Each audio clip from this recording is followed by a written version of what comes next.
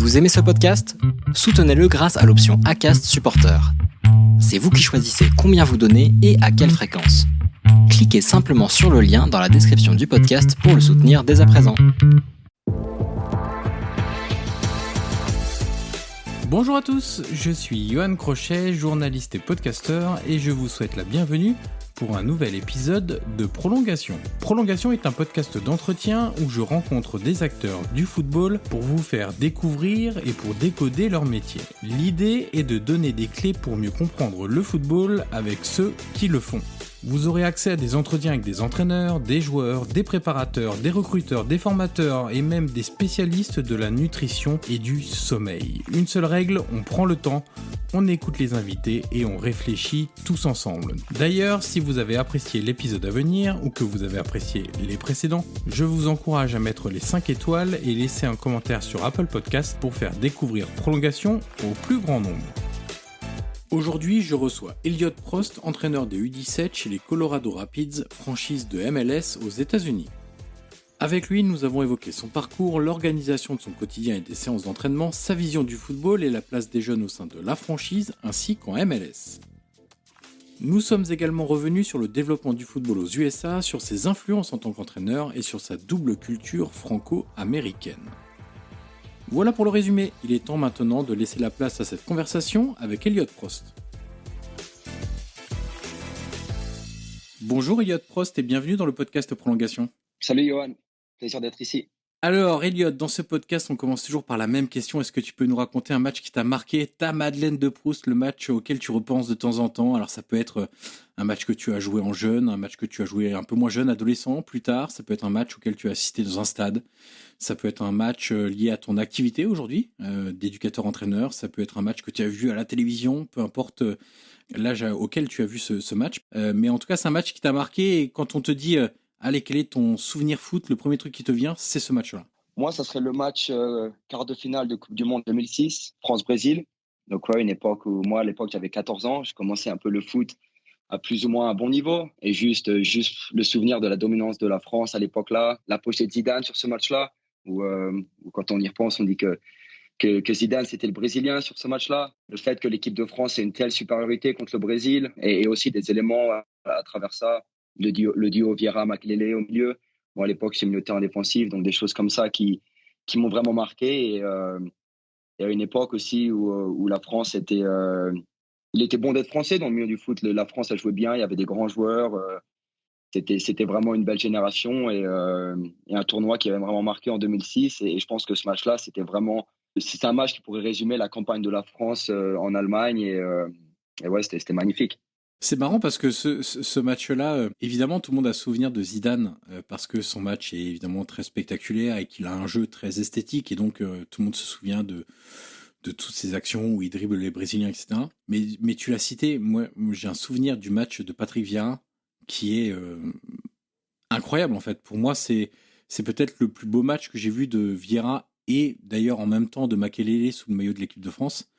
Une telle domination face à une équipe qu'on présentait comme quasiment des invincibles à ce moment-là, en 2006, parce que riche d'énormément de stars, évidemment, de joueurs qui faisaient la différence, de joueurs qui avaient été Ballon d'Or, de joueurs qui aspiraient à être Ballon d'Or. C'est clair que parfois on ne rend pas justice à Vieira et Makelele parce que c'est finalement Zidane qui a le plus brillé, pour toutes les raisons qu'on a évoquées.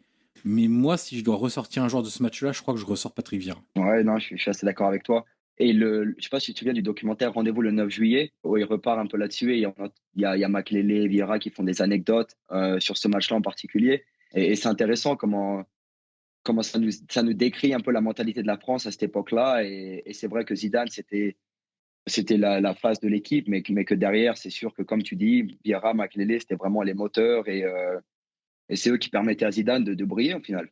Ouais, totalement. Mais le travail qu'il faisait à ce moment-là était absolument colossal. Et à partir du moment où Patrick Vieira est monté en puissance dans cette Coupe du Monde, le visage de l'équipe de France, je trouve, a complètement changé. Et ça avait commencé le match contre le Togo, où Vieira il met un but important contre le Togo, et c'est un peu ça qui lance l'aventure, quoi. Est-ce que tu peux nous raconter quel type d'enfant t'étais et quel lien, relation, entre guillemets, tu as avec le sport? Alors tu disais là à 14 ans que tu commençais à jouer à un bon niveau. Est-ce que tu as joué très jeune, toujours joué? Est-ce que tu étais un passionné à collectionner tout ce que tu pouvais sur le foot, à regarder autant de matchs que possible, même s'il y avait la fameuse règle à l'époque de tu regardes 45 minutes, après tu vas te coucher. En tout cas pour beaucoup d'enfants, y compris moi. Quel était ton rapport au foot très jeune? Non, bah, moi, je pense que j'ai eu de la chance. Moi, je suis de la génération 92 et on a eu la chance que 98 est arrivé à un moment où on était toujours enfant, mais on commençait à comprendre des choses. Et forcément, bercé par 98, je pense que la plupart des jeunes de ma génération, ils sont faits de passion pour le foot et l'équipe de France. Donc moi, ouais, très jeune, j'étais passionné par le foot. Je crois que j'ai signé ma première licence à 5 ans. Les clubs de ma ville ne commençaient pas à accepter les licenciés jusqu'à 6 ans. Donc je crois que mes parents, ils devaient m'emmener 20 minutes pour trouver une équipe, pour pouvoir jouer dans un club. Donc, j'ai commencé très jeune. Mon père était footballeur, supporter du PSG, qui avait une petite carrière amateur sur la région parisienne. Mais forcément, il regardait les matchs, il me racontait les histoires. Que ça soit du PSG, de l'équipe de France, les Séville 82, l'Euro 84. Donc mon père qui me racontait toutes ces histoires-là que lui, il avait vécu en tant que supporter et spectateur. Et après, moi, je pense que dès que j'ai commencé à 6 ans, bah voilà, j'étais accro du foot et c'est devenu ma passion, c'est devenu la chose que je voulais faire tout le temps. J'ai grandi dans un milieu assez rural où on jouait tout le temps dehors, les jeunes on était tout le temps dehors, donc avec un ballon, que ça soit dans le jardin, que ça soit dans les espaces publics et on jouait au foot presque tout le temps quoi. Et en complément de ça, j'ai grandi à Nevers qui était 45 minutes, peut-être 1 heure de Auxerre à l'époque de la GIA, où la GIA c'était un club super passionnant avec les jeunes, les Djibril Cissé, Boumson, Philippe Mexès. Donc, on allait souvent à la Baie des Champs.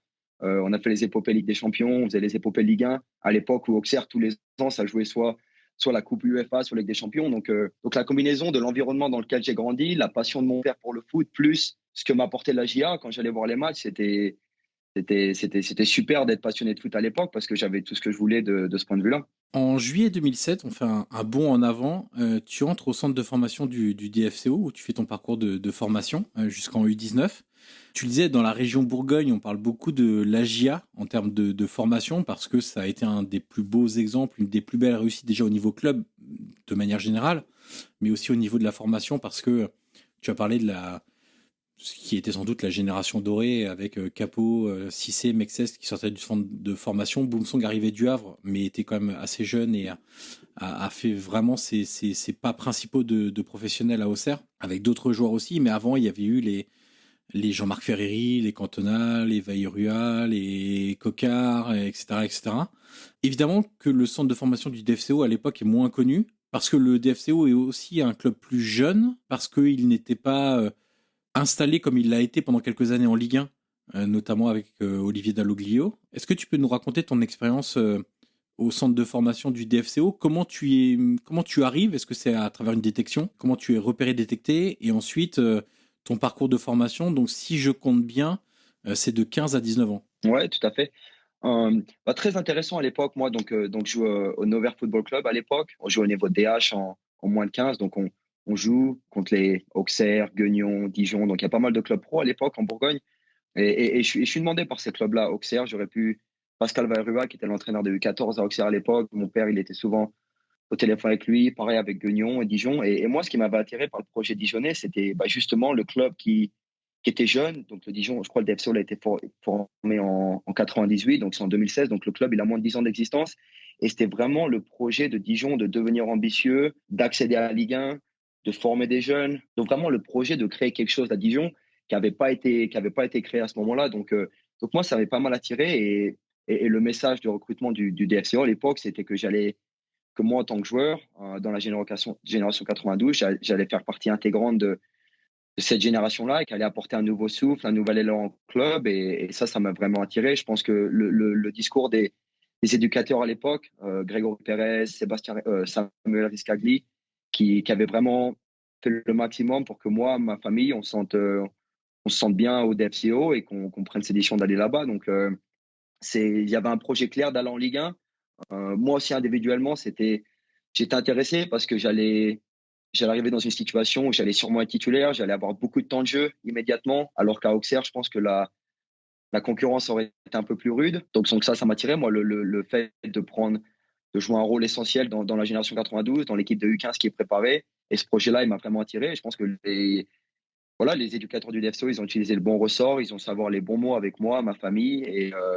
Et à l'époque, j'étais très content de rejoindre le DFCO pour mon année U15. Et entre les U15 et les U19, quel est ton parcours? Comment tu progresses? Quelles sont les phases où où tu te sens fort, des phases où tu te sens peut-être un peu moins fort, la concurrence, comment tu la vis entre tous les jeunes? Non, c'était une expérience extraordinaire. Et je pense que quand on parle de centre de formation, bah, moi, c'est une expérience qui a été très formatrice pour moi, d'un point de vue foot, mais aussi d'un point de vue de la personne que j'étais à 15 ans quand je suis arrivé à Dijon et la personne que j'étais devenu à 19 ans quand je suis parti. Et voilà, en 4 ans, il s'est passé beaucoup de choses.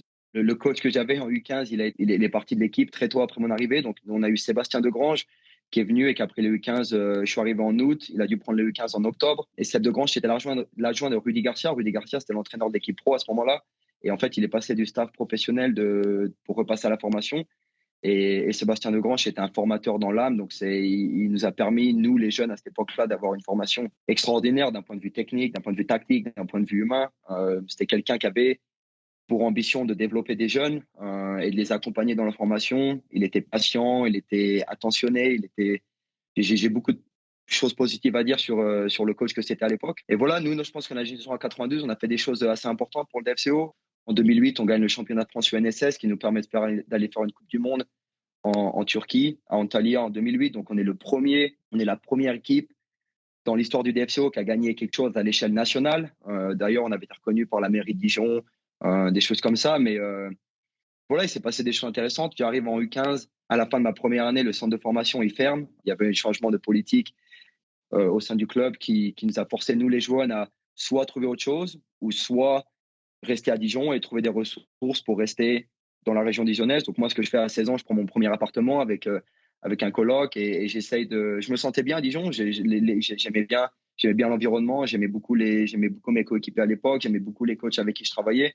Donc il était important pour moi de rester à Dijon. Donc on a trouvé les ressources nécessaires pour faire en sorte que ça marche. Et après aussi un niveau de ce qu'elle m'a donné d'un point de vue footballistique, de jouer en U16 nationaux, U19 nationaux, d'avoir l'opportunité de jouer en CFA2 à 18 ans. Bah, c'était des expériences super. C'était des expériences super en tant que joueur. Et je pense que mes croyances footballistiques, mon amour pour le jeu, bah voilà, ces 4 ans à Dijon, ils ont vraiment facilité ça et faire en sorte que je continue de grandir en tant que joueur, mais aussi de grandir mon intérêt pour le jeu, mais ma curiosité pour le foot, comment on joue le foot, les principes de jeu auxquels on applique. Et voilà, j'ai beaucoup de reconnaissance pour DFCO, les entraîneurs avec qui j'ai travaillé pendant ces 4 ans, parce que ça a été vraiment très formateur. C'était une expérience incroyable pour moi. Justement, tu étais dans un centre de formation d'un club de foot professionnel français. On connaît la réputation de la formation française à l'étranger, y compris aux États-Unis, où il y a beaucoup d'anciens formateurs français qui sont présents pour chapeauter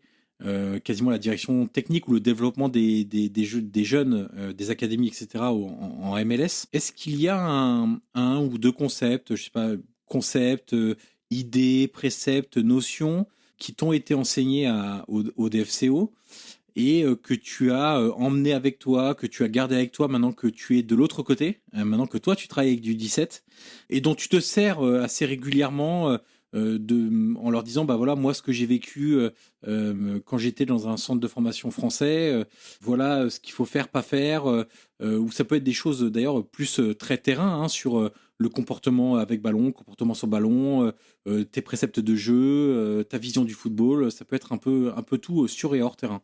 Bah moi, je pense que ma vision personnelle, déjà, elle a été beaucoup influencée par ce que j'ai vécu à Dijon. Et si je peux retirer 2-3 éléments de ça, ce que je mettrais en numéro 1, ce serait les demandes techniques du haut niveau, où techniquement, les capacités d'un joueur de recevoir le ballon, de passer le ballon sur le bon pied avec la bonne intensité, dans le bon timing. Juste les nuances techniques que nous, à l'époque en France, étaient primordiales pour évoluer au haut niveau.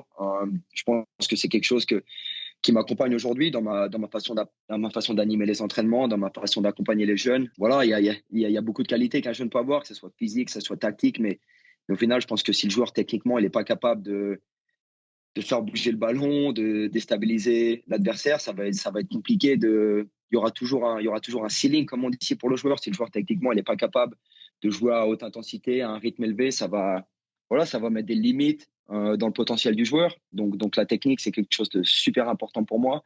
Et après, je pense que Parce que le modèle centre de formation français, il est très compétitif en termes de, bah, voilà, si tu veux jouer, faut le temps de jeu, il est pas garanti. Faut gagner ton temps de jeu, faut gagner ta place de titulaire, faut gagner ta place dans le cycle de l'année suivante. Donc les choses très simples, dans l'hygiène de vie, dans le comportement, dans la manière de s'entraîner. Mais pour pouvoir s'entraîner correctement, bon, faut arriver sur le terrain en bonne forme. Donc l'alimentation, l'hygiène de vie, le sommeil, la récupération, pour vraiment arriver sur le terrain, que ce soit pour l'entraînement, que ce soit le port au match, dans les meilleures dispositions possibles. Et moi, je pense qu'à Dijon, les préparateurs, les formateurs et les préparateurs que j'avais à l'époque, ils mettaient beaucoup d'importance là-dessus. Et moi, c'est quelque chose que je mets beaucoup d'importance. Comme je te disais, sur l'hygiène de vie, sur la préparation, sur la récupération aussi. Et je pense que c'est un élément primordial pour nous aujourd'hui avec les Rapids parce qu'on est assez isolé d'un point de vue géographique.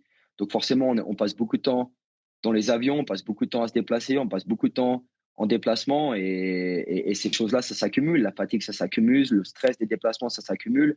Et si les joueurs ils sont pas professionnels en dehors du terrain, bah forcément, c'est les performances, ils en subissent, le risque de blessure, il s'agrandit aussi. Donc moi, je pense que en numéro un, donc je te disais la technique, mais aussi en numéro deux, ce que ça doit signifier pour un joueur d'être en centre de formation, d'être dans une structure élite. Et voilà, maintenant, le joueur, il doit prendre la responsabilité dans son comportement sur le terrain, dans son comportement en dehors du terrain, de faire en sorte que son lifestyle, il est approprié avec les demandes du terrain auquel il est confronté tous les jours de la semaine. Alors, je le dis pour ceux qui ne sont pas férus de géographie.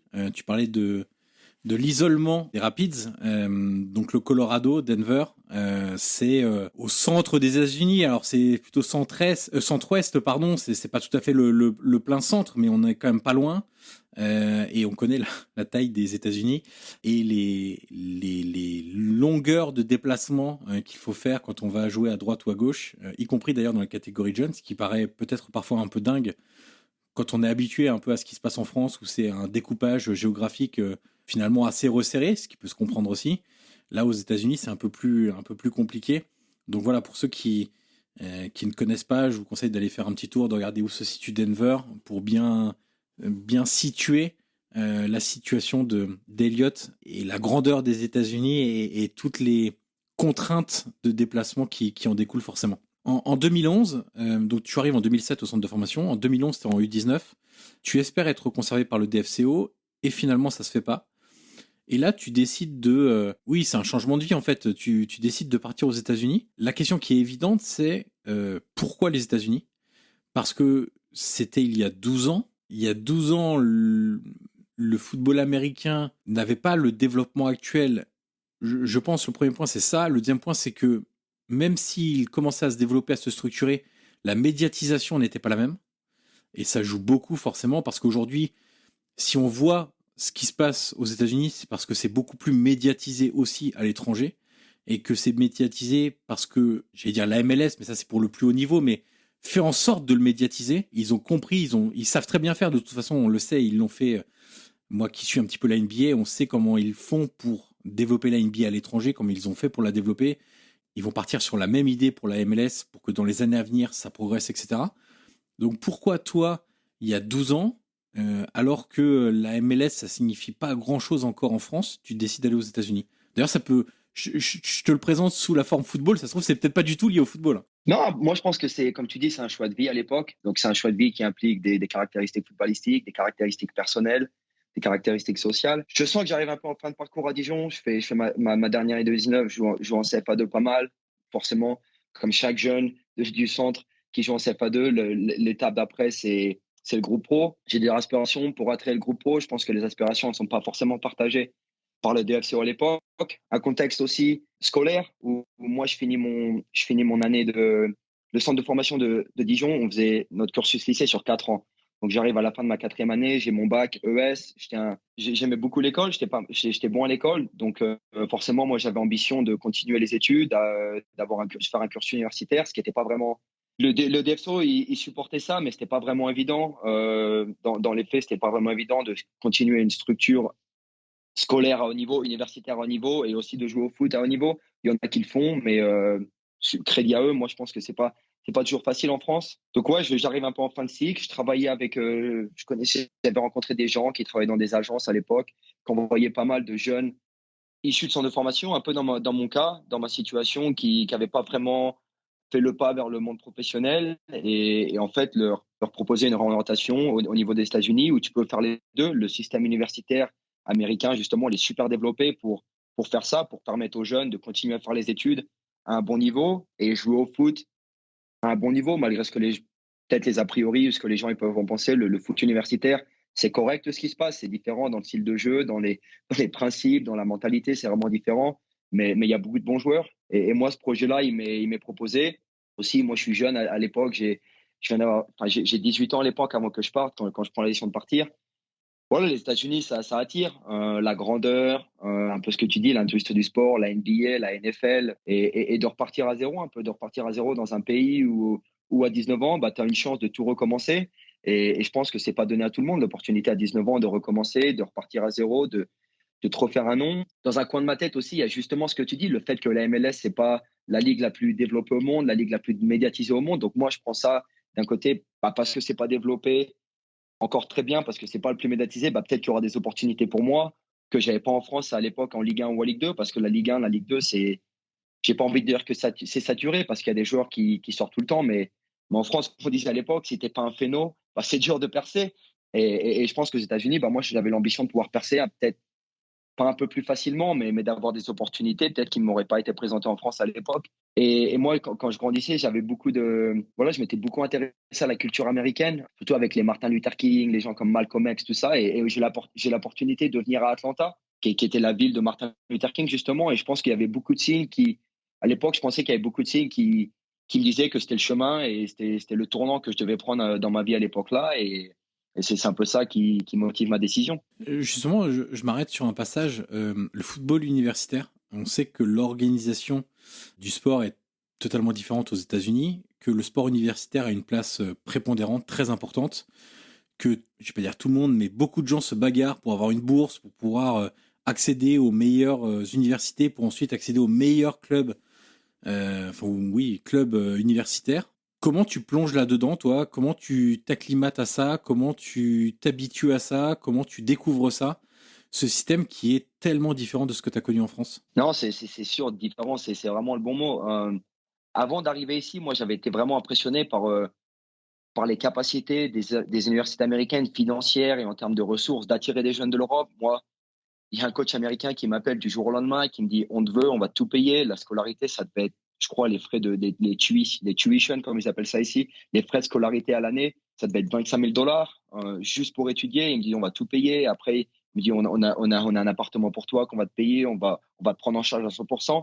Donc, il y a un coach à l'autre bout du monde qui est capable de t'appeler et de dire, on va prendre en charge à 100%. J'avais été super impressionné pour ça.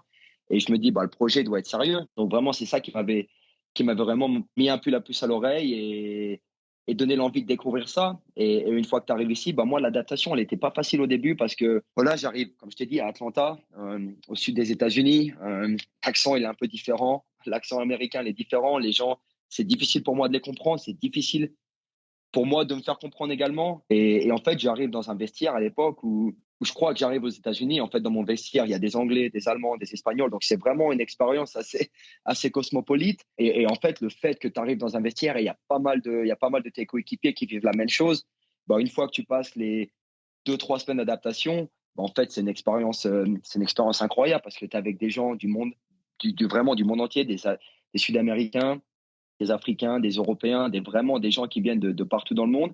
Et en fait, tu joues contre des équipes où le vestiaire ou le roster, il est formé de la même chose. Donc, en fait, tu te crées une communauté d'athlètes presque européens ou étrangers. Et en fait, tu tisses des liens très rapidement avec des gens que j'aurais jamais eu l'occasion de rencontrer si je t'avais été en France. Moi, je crois que ma première année à Atlanta, j'ai trois roommates, j'ai trois colocs, un Colombien, un mec qui vient de Aruba dans les Caraïbes et un Allemand. Donc, en fait, tu te retrouves autour de gens d'horizons différents et c'est super enrichissant. D'un point de vue footballistique, la transition, elle était un peu plus compliquée. Voilà, moi, je pense que j'arrivais de Dijon où la méthodologie, elle était assez poussée, où on avait un style de jeu, où il y avait des principes vraiment fondateurs, où comment on voulait faire évoluer notre équipe, moi, je jouais 6 à l'époque, le rôle d'un 6 dans l'équipe, qu'est-ce qu'il devait apporter au collectif, individuellement, qu'est-ce que je devais faire pour jouer, pour être performant, pour être exposé, mais pour continuer à évoluer dans le club. J'arrive dans un système où déjà la saison elle est beaucoup plus courte. La saison de foot universitaire, c'est à peu près 3 mois. Tu commences en août, ça finit début novembre. Enfin, les playoffs commencent début novembre. Donc, si tu fais les playoffs, si tu vas loin dans les playoffs, peut-être ta saison elle se finit fin novembre, début décembre. Si tu fais pas les playoffs, bah, début novembre, c'est fini. Donc, moi, je pense que le format déjà de la saison, que le format des équipes où c'est moins formateur, c'est un peu plus penché sur la compétition, sur la gagne. Et de ce point de vue-là, bah, les séances hein, sont un peu moins poussées. Il y a un focus un peu plus grand sur l'adversaire plutôt que nous en tant qu'équipe qu'on veut développer. Donc juste l'expérience elle est un peu différente de ce point de vue-là footballistique. Moi, je sais que j'ai pas mal galéré la première saison. Je jouais pas trop, c'était assez compliqué pour moi. Les 6 premiers mois de m'adapter au nouveau foot parce que c'est vraiment un nouveau foot. Et je pense qu'après ça, après mes premiers 6 mois, bah, je me suis adapté, j'ai appris, j'ai changé aussi parce que c'était important pour moi de changer. C'est moi qui devais changer. C'était pas le foot universitaire américain qui allait changer pour moi. Donc je me suis dit ouais c'est important pour moi que je change à ce moment-là et une fois que j'ai changé bah, l'expérience je pense a été super positive. Donc au bout de 4 ans, c'est ça Ouais. Tu ressors avec un bachelor. Alors j'ai regardé un petit peu parce que tu as une jolie bio sur le site des Colorado Rapids qui nous dit que tu ressors avec un bachelor pardon, en psychologie spécialisée sur la performance sportive, j'imagine. Alors je sais pas si performance sportive est vraiment très bien traduit. Psychologie appliquée au sport peut-être un peu plus. Qu'est-ce que ça t'a apporté ce parcours universitaire, cette fois-ci côté études? Bah, déjà, je pense que les universités américaines, c'est important de souligner qu'ils mettent vraiment en place le nécessaire pour que les athlètes ils puissent réussir leur cursus universitaire. Donc, je pense en termes de support que tu as des professeurs, ce qu'on appelle des academic advisors. Il y a beaucoup de gens qui sont là pour t'aider et pour te soutenir dans ton cursus. Et ce qui m'a permis, moi, d'étudier correctement, d'apprendre des choses, de me former d'un point de vue scolaire également.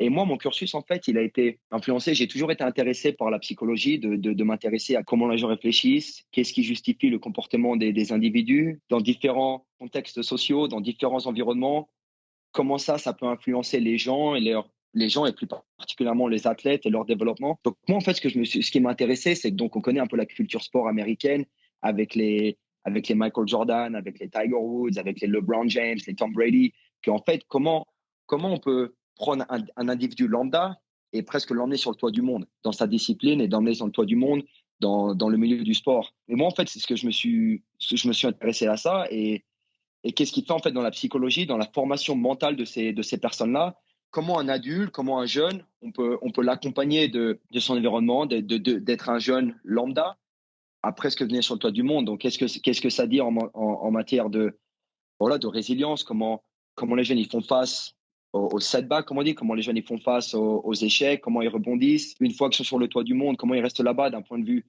mental, comment rester humble, comment gérer ton agenda, comment s'occuper d'être un teammate, parce que forcément un mec comme LeBron James, et on le voit ici, on voit surtout en NBA, tu vois, des mecs comme Giannis Antetokounmpo qui sont voilà c'est un mec dans le vestiaire mais vraiment c'est pas le même que les gens autour de soi. Donc comment ses coéquipiers autour de lui, bah comment il s'adapte à ça, comment lui s'adapte à ses coéquipiers, comment on fait face à des salaires faramineux et c'était des questions qui étaient super importantes à répondre, mais surtout c'était pas ces questions-là qui étaient vraiment l'essentiel, c'était comment la formation mentale, comment le cerveau il réagit à ces choses-là et comment nous on peut aider, comment moi je peux aider les jeunes ou les gens avec qui je m'entoure avoir accès à ces ressources-là mentales. Donc, c'est assez abstrait comme concept, mais c'est des recherches qui ont été intéressantes. C'était des études qui m'ont fasciné et ça m'a permis de comprendre beaucoup de choses sur comment le cerveau humain fonctionne au niveau du sport, dans la discipline dans laquelle l'athlète il est bercé. Et c'était passionnant, des questions à se poser et des choses à étudier. Après ton départ de l'université, quel chemin tu prends, quel choix tu fais et quelle est ta priorité à ce moment-là? Ma priorité à ce moment-là, moi, c'était toujours d'essayer de devenir footballeur professionnel. C'était ma priorité quand j'avais 7 ans et c'était toujours ma priorité quand j'avais 22 ans. Comme tu as dit, le foot aux États-Unis s'est vraiment développé sur les 10 dernières années. Moi, à l'époque où je suis sorti du collège, il y avait vraiment 3 ligues. Il y avait la MLS, il y avait la NASL, qui aujourd'hui n'existe plus, et il y avait la USL. Maintenant, si tu regardes un peu le panorama du foot professionnel aux États-Unis, il y a beaucoup de ligues qui sont sorties, il y a beaucoup de nouveaux clubs, il y a beaucoup de nouvelles opportunités qui sont créées sur les 5-6 dernières années. Malheureusement, à l'époque, c'était pas comme ça, donc c'était un peu plus compliqué. Il y avait une ligue à l'époque qui s'appelait la USL2, donc dans laquelle j'ai signé avec un club, le FC de Tucson. Et en fait, c'était une ligue, presque une summer league, comme on appelle ça. Donc, la saison commence en mai, elle se finit en août. Et en fait, c'était un complément, parce que je te disais tout à l'heure que la saison du foot universitaire, elle était très courte. Donc, c'était un complément presque pour les meilleurs joueurs universitaires d'avoir une ligue l'été pour lequel ils pouvaient continuer à évoluer, continuer à progresser. Donc moi, j'ai fait 3 ans dans cette ligue-là en espérant, donc mon objectif en jouant en USL2, c'était d'être repéré par des clubs de MLS, c'était d'être repéré peut-être par des clubs de NASL, ce qui s'est pas fait. J'ai eu des très bons moments en USL2, j'ai rencontré des belles personnes, il y a eu des super matchs dans lesquels j'ai joué, j'ai vraiment apprécié ce que la ligue m'a apporté. Et après 3 ans USL2, tu te poses la question, voilà, ça fait 3 ans que je joue dans cette ligue-là. Je me fais pas repérer comme j'espérais me faire repérer à l'époque. J'ai pas vraiment de sollicitations de clubs de MLS, de clubs de NASL. Je travaillais plus ou moins avec un agent à l'époque qui avait des opportunités pour moi en Scandinavie, en Finlande, au Danemark, en Norvège. Il y avait des clubs qui étaient intéressés. Le problème pour moi, c'est que j'avais un statut administratif aux États-Unis qui ne me permet pas de quitter le pays. En fait, j'ai été en pleine application pour ma green card, donc j'attendais ma green card. Et aussi, c'est une contrainte qui se posait à moi pour passer en MLS parce que c'était à l'époque des Pirlo, des David Villa, des Thierry Henry qui venaient jouer aux États-Unis. Donc forcément, les clubs de MLS, ils n'allaient pas utiliser un spot extra-communautaire pour un jeune joueur de USL2 alors qu'ils pouvaient recruter des grands noms d'Europe. Donc j'arrive un peu à un moment donné où je dois faire un choix de persister dans ce cursus qui veut que je devienne footballeur professionnel ou peut-être de me recycler, de me renouveler. Je venais de me marier à ce moment-là aussi, à l'époque, avec ma femme, avec laquelle je suis toujours marié à l'époque, mais à 22 ans, je venais de me marier et pas forcément envie de continuer de vivre cette vie un peu de vagabond. Tu faisais 6 mois à droite, après, la saison se terminait, il fallait redéménager, il fallait te reconstruire quelque part ailleurs. Et voilà, c'est des choses qui sont fatigantes, honnêtement. C'est des choses qui sont fatigantes sans vraiment garantie d'un avenir radieux. Et moi, la question que je me pose à ce moment-là, c'est je peux continuer pendant 5-6 ans encore à essayer d'être un pro médiocre ou je peux me lancer dans le coaching, qui est quelque chose qui m'intéressait à l'époque, que je faisais un peu en part-time sur le côté. Je peux essayer de me lancer dans le coaching et l'idée, c'était d'essayer de devenir un grand coach. Donc, la question, c'est rester un pro médiocre avec toutes les contraintes que ça implique pendant encore 5 ou 6 ans ou me lancer dans quelque chose qui me passionne et de devenir excellent. Et moi, je pense que l'idée d'être ambitieux dans une nouvelle profession, l'idée d'être ambitieux dans une nouvelle carrière, c'est vraiment ça qui m'a attiré. Avec le savoir aussi qu'en étant français, en ayant joué au niveau universitaire, en ayant titillé le monde professionnel, je pense qu'il y a beaucoup de clubs j'avais idée à cette époque-là qu'il y avait beaucoup de clubs qui seraient intéressants que ce que je pouvais apporter aux jeunes et ça n'a pas loupé en fait. On va basculer donc sur le côté éducateur, coaching, etc. Je voulais que tu nous parles d'un club que j'ai découvert. On a échangé un peu en amont sur le Rush Soccer. Parce qu'au départ, en fait, la difficulté avec le football aux États-Unis, c'est que entre ce qui est de l'ordre du sport universitaire, entre ce qui est des divisions professionnelles, semi-professionnelles, entre ce qui est des académies privées qui sont vachement développées aujourd'hui, j'en avais parlé d'ailleurs dans un épisode précédent, il y a quand même des académies privées qui ont beaucoup, beaucoup d'argent, qui ont beaucoup d'ambition pour parvenir à former des joueurs avant de les envoyer ailleurs. Si c'est en MLS, ça profite au système américain. Si c'est dans des clubs européens directement, la passerelle est peut-être un peu trop grande d'une académie privée à un club européen, mais il y a quand même pas mal de moves récents de joueurs américains qui arrivent très tôt en Europe maintenant. Et donc le Rush Soccer, j'arrivais pas à comprendre ce que c'était vraiment parce que j'avais beau lire leur présentation sur leur site internet, etc. Je me disais mais est-ce que c'est privé, est-ce que c'est pas privé, comment ça fonctionne, etc. J'ai bien compris l'idée des partenariats, mais je me suis dit partenariat à la limite c'est une académie privée qui peut ouvrir des académies un peu partout ou passer des partenariats à titre personnel. Est-ce que tu peux nous raconter le fonctionnement de ce club où tu es resté finalement 4 ans, c'est ça, je crois? Ouais, c'est ça. Encore une fois, un peu un concours de circonstances. Quand j'étais à Atlanta, j'avais mon coloc colombien à qui je parlais tout à l'heure, qui coachait lui également en parallèle avec un club qui s'appelait Georgia Rush, donc dans l'État de Géorgie, le club Rush. Et il met un peu le pied à l'étrier en me disant est-ce que ça t'intéresse de venir m'aider sur des séances, de coacher comme ça. Donc c'est comme ça que je mets un peu le pied à l'étrier dans le monde Rush. Après mes 2 premières années d'université à Atlanta, j'ai déménagé dans le Colorado, dans lequel je suis toujours aujourd'hui. Et en fait, le headquarter de Rush est basé ici, donc à Denver, dans le Colorado. Quand je pars d'Atlanta, de la Géorgie, pour venir dans le Colorado, je reste un peu en contact avec des gens avec qui j'avais travaillé à Rush. Et en fait, je reste, j'avais fait des amis avec lesquels je reste en contact. Et en fait, en 2017, quand quand je prends la décision d'arrêter de jouer et d'essayer d'aller coacher à plein temps, donc à Rush, dans le Colorado, il y a le headquarter qui s'appelle Colorado Rush. Et après, il y a 5 ou 6 clubs dans l'État, ici dans le Colorado, satellites, en fait, qui travaillent avec Colorado Rush et qui servent un peu de plateforme pour des jeunes dans différents coins du Colorado pour essayer de trouver des talents et que ces meilleurs jeunes dans les clubs satellites, éventuellement, viennent intégrer les équipes académies du Colorado Rush. Donc des connaissances que j'avais fait à l'époque en Géorgie, ils me proposent donc en 2017, à 25 ans, de prendre un club qui s'appelle North Denver Rush, donc le club de Rush de North Denver, et devenir directeur technique de ce club à 25 ans. Donc en fait, ça, je pense que ça décrit pas mal en fait ce qu'est la plateforme Rush. La plateforme Rush, c'est de créer des partenaires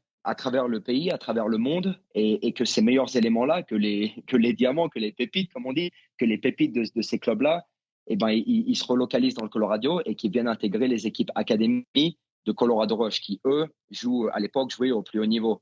Donc là, aujourd'hui, on a la MLS Next, qui est le plus haut niveau auquel les catégories de jeunes évoluent. À l'époque, c'était le DA, Development Academy. Donc à l'époque, Colorado Rush, ils évoluaient dans le DA, qui avait les équipes au plus haut niveau jeunes. Et en fait, la stratégie sportive de Rush, c'était de créer des partenariats à travers le pays pour retrouver les meilleurs éléments. Et Rush à l'époque avait une structure disponible ici dans le Colorado pour héberger les jeunes, un peu un centre de formation, mais à échelle un peu plus basse de ce que l'idée centre de formation représente pour la plupart d'entre nous. Mais ils avaient une structure où ils pouvaient héberger les jeunes de différents clubs, de différents États, pour qu'ils puissent évoluer avec les meilleures équipes de Colorado Rush. Et ça, en fait, ils ont commencé à créer des clubs dans les États-Unis. Je crois aujourd'hui, Rush, ça doit être présent, si je ne me trompe pas, ça doit être présent dans 40 des 50 États aux États-Unis. Et c'est présent dans 4 continents. Donc, il y a des clubs en Amérique du Sud, en Europe, en Afrique et en Amérique du Nord, forcément. Donc, ça, c'était un peu l'idée Rush. Il y avait un président à l'époque, un monsieur qui s'appelle Tim Schultz, qui était super avant-gardiste. Quand le club s'est créé, je crois que c'était en 96, et tout de suite, il a commencé à créer un club. Il l'a développé à Denver. Et tout de suite, il y a l'idée de s'expatrier, de s'épandre dans d'autres États et de développer la méthodologie Rush. Il y a une méthodologie assez forte de comment ils voulaient faire évoluer les jeunes, le Rush Product, comme on disait à l'époque. Qu'est-ce qu'un joueur Rush? Qu'est-ce que ça doit représenter d'un point de vue moral, d'un point de vue technique, d'un point de vue tactique? Et ils étaient super ambitieux de ce point de vue-là. Et forcément, moi, j'ai eu de la chance à l'époque où, parce que cette mentalité-là, qui était un peu avant-gardiste pour le système américain, ils cherchaient des coachs européens, ils cherchaient des coachs qui avaient vécu le centre de formation, qui avaient vécu le monde pro en Europe. Et moi, du coup, quand j'arrive dans le staff de Rush, il y a beaucoup de coachs européens, des Anglais, des Allemands, quelques Français. Rush, à l'époque, ils travaillaient un peu avec la fédération française pour envoyer pas mal de coachs des États-Unis en France pour aller observer des clubs, pour aller observer des séances. Ils avaient aussi un partenariat avec la GIA où il y avait beaucoup de joueurs, il y a eu pas mal de joueurs au début des années 2000 de Colorado Rush qui venaient s'entraîner avec la GIA. Donc moi, je trouvais que ça, c'était un peu surréaliste. J'arrive à Rush, à l'époque où j'arrive à Rush, sur les maillots, il y avait l'écusson de la GIA. Donc je me retrouve à entraîner dans le Colorado, un club qui a des écussons de la GIA. Le club où tout a commencé un peu pour moi. Les premiers stades dans lesquels j'étais allé, c'était la Baie des Champs, des choses comme ça. Donc je pense que c'est des signes qui m'ont fait croire que j'étais au bon endroit au bon moment. Et voilà, Rush, j'ai eu des super opportunités. Pendant 4 ans, ça a été super formateur pour moi. La mentalité de Rush, c'est qu'ils voulaient des jeunes ambitieux, des coachs qui avaient des idées, qui pensaient un peu outside the box, comme on dit. Donc moi, j'ai eu des responsabilités très jeunes. Ils m'ont donné l'opportunité d'entraîner dans des catégories d'âge assez élevées, où à 24, 25 ans, je me retrouvais à entraîner au plus haut niveau des États-Unis, au niveau d'IA. Donc super expérience pendant 4 ans où j'ai vraiment fait de tout. Directeur technique d'un club satellite qui avait 300 gamins à devenir 4 ans plus tard le head coach de la USL2 qui était l'équipe senior du club, mais aussi en passant par entraîner des U11, des U12, des U15, U19, filles, garçons. Donc j'ai vraiment un peu touché à tout pendant 4 ans Et ça a été super formateur pour expérience comme moi. Est-ce que, je pense à ça, vu que le siège est à Denver, enfin dans le Colorado tout du moins, est-ce qu'il y a une relation privilégiée entre Rush et aujourd'hui les Colorado Rapids ou pas du tout? Bah déjà, il y avait beaucoup de concurrence à l'époque où les deux clubs jouaient dans le niveau d'IA, justement. Il y avait, les clubs, ils étaient en concurrence. À l'époque, je pense pas qu'il y avait une relation vraiment de travail. Moi, c'est quelque chose que j'ai essayé d'apporter quand je suis arrivé, justement, parce que nous, à l'époque, moi, j'étais réalistique de savoir que les jeunes à Rush, après 19 ans, soit ils signaient pro, soit ils allaient jouer en foot universitaire. Mais forcément, de signer pro quand tu n'as pas d'équipe pro à leur proposer à l'intérieur de ton club, c'est assez compliqué. Et moi, je pense que d'après ce que j'avais vécu à Dijon, c'était la chose logique de faire, d'envoyer des jeunes d'un club non professionnel, de l'envoyer dans le club professionnel qui avait les ressources et qui avait la pathway, comme on dit, pour les accompagner des catégories de jeunes jusqu'à la MLS. Donc moi, c'est quelque chose que j'étais ouvert. J'étais ouvert à ça très rapidement quand j'ai commencé à évoluer, quand j'ai commencé à coacher les catégories d'âge au plus haut niveau à Rush. Moi, je pense que par respect pour les jeunes et pas aussi par professionnalisme, c'est s'il y a un club autour de toi qui est un peu mieux structuré, qui a plus d'opportunités pour tes jeunes, c'est quelque chose que tu te dois de faire pour tes jeunes et pour leur donner les meilleures chances de réussir, en fait. Petit bond en avant, comment tu es recruté en 2021 par les Colorado Rapids? Évidemment, ton parcours, tu l'as expliqué, tu as beaucoup de points forts liés à ton passé de joueur, à ton expérience en France, à ton travail en centre de formation français, ensuite ton travail dans un club réputé comme Rush. Mais est-ce que tu sais, j'imagine que tu le sais puisque tu as eu des entretiens avec eux, etc. Mais quels sont les points qui ont fait que ils se sont dit, Elliott, il est parfait pour nous, pour faire progresser nos jeunes joueurs et l'ajouter dans notre équipe qui va permettre le développement des jeunes au sein de notre franchise. Je le précise juste, mais les Rapids, c'est la franchise de Stan Kroenke, qu'on connaît bien parce que Arsenal, parce que pour ceux qui suivent un peu la NBA, les Nuggets, etc. etc. Moi, en 2021, donc j'arrive après 4 ans en rush. Je pense que j'arrive un peu, pas en fin de parcours, mais je pense que j'avais fait le tour. J'avais entraîné presque toutes les catégories d'âge. Ça faisait 2 ans que j'étais sur l'équipe senior. Je pense que moi, à ce moment-là, j'avais envie et j'aspirais à quelque chose de nouveau. J'aspirais presque à la prochaine étape dans ma carrière de coach. Je voulais vivre quelque chose d'autre. Je voulais intégrer une structure professionnelle. Donc déjà, je pense que ça s'est fait parce que moi, intérieurement, j'avais un désir assez fort d'évoluer, de continuer à apprendre, de continuer à me challenger, de continuer à me former en tant que coach. Et je pense que voilà, ma femme et moi, on était très bien en Colorado et on se plaisait à Denver. Et je pense que c'était l'étape assez naturelle pour moi. Ce qui s'était passé pendant mes 4 ans en rush, comme j'ai dit tout à l'heure, moi, j'ai jamais retenu les jeunes qui étaient forts pour moi, les jeunes qui avaient aspiration à un peu plus. J'ai toujours travaillé assez respectueusement et assez professionnellement avec les Rapids, ou que ce soit en U12, U13, U14, U15. Moi, je pense que quand le moment il était bon pour le jeune d'aller voir ce qui se faisait au-dessus, j'étais toujours en faveur de ça. Ce qui s'est passé quand j'entraînais en USL2, donc en USL2, comme je te disais, c'était la ligue dans laquelle je jouais à l'époque, qui était fait en complément pour les joueurs de foot universitaire. Et en fait, les Colorado Rapids avaient beaucoup de joueurs en post-formation qui voulaient justement que ces joueurs évoluent quelque part en Summer League, en USL2. Donc, j'avais une relation un peu privilégiée avec le staff des Rapids où voilà, leurs meilleurs éléments qui étaient en post-formation, ils venaient chez nous, à Rush à l'époque. Ils venaient chez nous pour un contrat de 4 mois pendant l'été et ils repartaient jouer en foot universitaire à la fin de leur Summer League. Donc, ça a créé des liens, ça a tissé des relations techniques aussi que j'avais, même si je travaillais à Rush et eux, c'était l'organisation des Rapids. On avait tissé des liens technique, tactique, de comment eux, ils pensaient que leurs joueurs en post-formation, ils devaient continuer à se développer. Donc, je pense qu'on a créé une relation de ce point de vue-là. Et j'avais créé des liens avec le staff où on se respectait, où on aimait discuter, on aimait échanger des choses ensemble. Et ça, c'était créé à l'époque où moi, j'étais un rush, où je m'en sentais bien un rush, où j'avais pas l'idée de partir, où je continuais à me former. J'étais très bien dans mon métier que je faisais avec Rush. Ce qui s'est passé, c'est à la fin de mes 4 ans en Rush, je suis pas venu directement au Colorado Rapids. J'ai déménagé en Floride pour travailler dans une académie qui s'appelle IMG Academy, justement, une académie privée auquel tu faisais allusion tout à l'heure. Donc, j'ai travaillé là-bas pendant 6 mois. Une expérience magnifique d'ailleurs, à 5 minutes de la plage en Floride, une institution super réputée, vraiment prestigieuse. Pour donner un ordre d'idée, pendant le Covid, la WNBA, donc la ligue féminine de NBA, ils avaient fait leur bubble à IMG. Donc, ils avaient continué leur championnat à IMG. Donc, c'est des structures extraordinaires. Il y a pendant longtemps d'ailleurs, c'était le centre d'entraînement de l'équipe nationale des États-Unis, un peu le Clairefontaine américain. Donc, pour donner une idée de la qualité des installations. Donc moi, je déménage un peu en Floride, je déménage en Floride avec ma femme et je reste en contact avec les Rapides. Et je pense qu'il y avait une idée commune d'un moment donné, quand l'opportunité se présenterait, de travailler ensemble avec les Rapides. Et après 6 mois en Floride, il y a une opportunité qui se présente où le directeur du centre de formation ici m'appelle. Il me dit, bah voilà, on a l'équipe U17 qui vient de s'ouvrir et on cherche quelqu'un pour ce poste-là. Je sais que tu viens déménager en Floride, mais est-ce que ça t'intéresse de mettre ton nom dans le chapeau et de faire part au hiring process, comme on dit, le processus de recrutement. Ouais. Donc, je dis, ouais, bah, bien sûr. Donc, et en fait, ça s'est fait super vite. Le premier appel qu'on avait eu, ça devait être en octobre, mi-octobre, et au 15 novembre, je crois, 2021. Donc, je commence ici avec la Rapids en tant que coach de U17. Juste un truc sur l'académie privée, donc. Est-ce que tu peux nous raconter, parce que moi j'ai évidemment cette image pour beaucoup pour avoir lu des choses dessus, d'académie avec beaucoup de moyens, etc. Parfois même avec des processus quasiment industriels, dans celles qui considèrent un petit peu moins l'aspect humain, j'imagine. Quel regard tu as sur ton expérience? Alors ça a duré que 6 mois, mais cette découverte d'un monde un petit peu différent de ce que tu connaissais jusqu'à présent. Non, c'était une expérience vraiment enrichissante. Donc, ce qu'il faut savoir, c'est que le coût pour un joueur à AMG à l'année, c'est 85 000 dollars. Donc, les jeunes payent 85 000 dollars pour étudier et pour jouer au foot. D'ailleurs, dans d'autres sports, le foot, le golf, le basket, le tennis. D'ailleurs, AMG, ça avait été fondé dans les années 80 par Nick Bollettieri, qui était un peu un fondateur de la formation du tennis aux États-Unis. Et après, ça s'est développé au cours des années avec le foot et plein d'autres sports.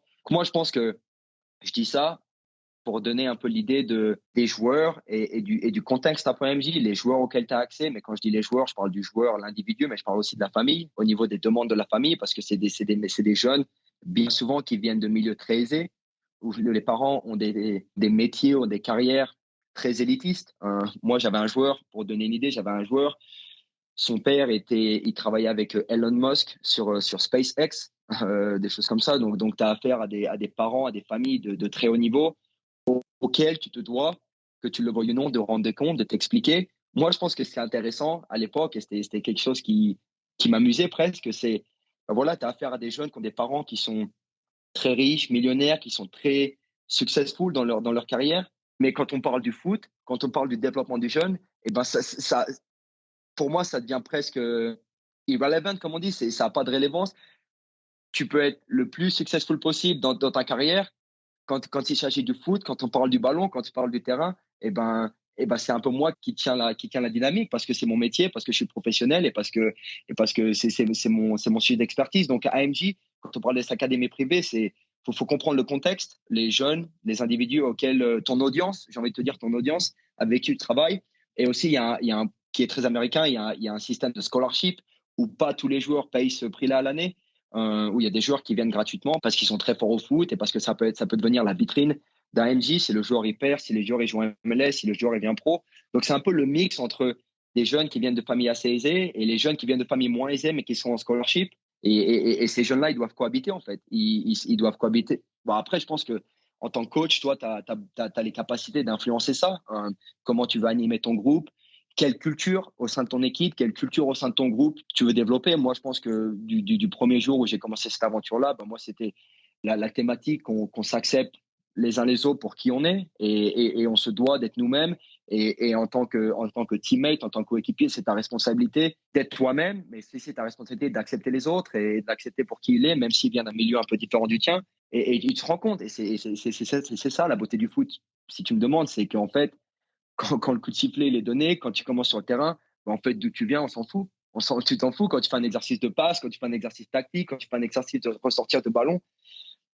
que ta famille elle vienne des quartiers riches de Los Angeles ou des quartiers pauvres de je sais pas d'où, ça a plus d'importance. Donc moi, c'était vraiment cette thématique-là de se passionner pour le foot parce que c'est la chose qu'on a en commun, c'est la chose qu'on aime et c'était tout à partir du foot. Et au final, quand tu es à AMG, tu es loin de papa, maman, tu es un peu tout seul, tu es dans cette structure forcément assez prestigieuse, mais n'empêche, tu es loin de chez toi, tu es tout seul et on se doit d'être l'un pour les autres, un peu la thématique de solidarité, qu'on doit s'aider, qu'on doit se pousser et qu'on doit avancer ensemble. Tu parlais tout à l'heure de ta relation avec les parents. Tu as sans doute vu qu'en France, il y a eu pas mal de soucis de comportement de parents, que ce soit dans des clubs amateurs, dans des clubs professionnels, dans les équipes de jeunes, en déplacement à domicile. On a même des clubs qui ont carrément fermé les matchs aux parents, etc. Tu disais tout à l'heure que finalement le pouvoir se renverse à partir du moment où vous parlez football, parce que c'est toi, le dominant, entre guillemets, qui explique aux parents ce qui va, ce qui ne va pas, ce qui est fait, ce qui peut être amélioré, ce qui doit être fait, etc.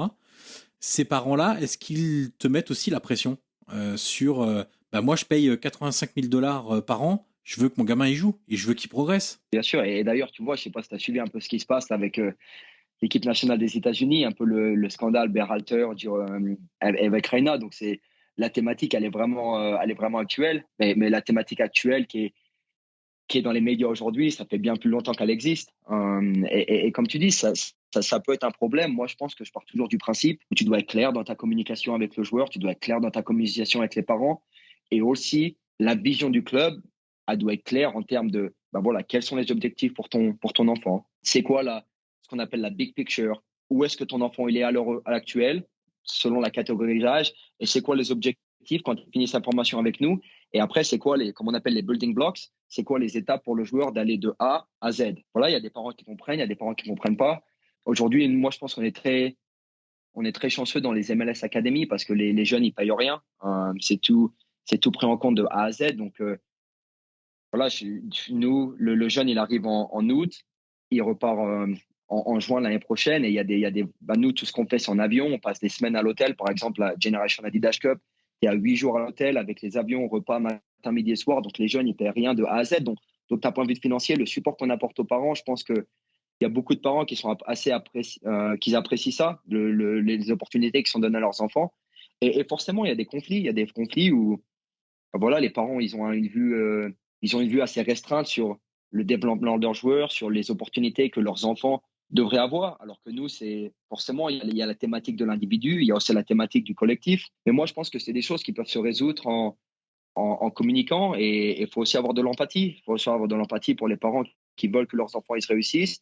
Mais il faut aussi être clair dans ta façon d'expliquer quels sont les objectifs, pourquoi. C'est pas. Moi, je pense que du moment où le parent il comprend pourquoi tu fais ce que tu fais, et ben après, c'est beaucoup plus facile de comprendre le traitement qui est réservé à leurs enfants ou pourquoi il se passe ce qui se passe au quotidien. Il faut aussi que les dirigeants de l'académie privée passent le message que c'est pas parce que tu payes 85 000 dollars à l'année que ton joueur il va jouer tous les matchs, que ça va être le joueur le plus important, qu'il va être un privilégié par rapport à d'autres. Mais aussi quand tu as 15 ans, et que tu ne mérites pas de jouer, c'est important que tu ne joues pas. Parce que si tu as 15 ans et que tu n'es pas bon à l'entraînement et que le coach il te met titulaire dans le match, et ben quel message t'envoie aux joueurs à ce moment-là? Donc c'est vraiment important.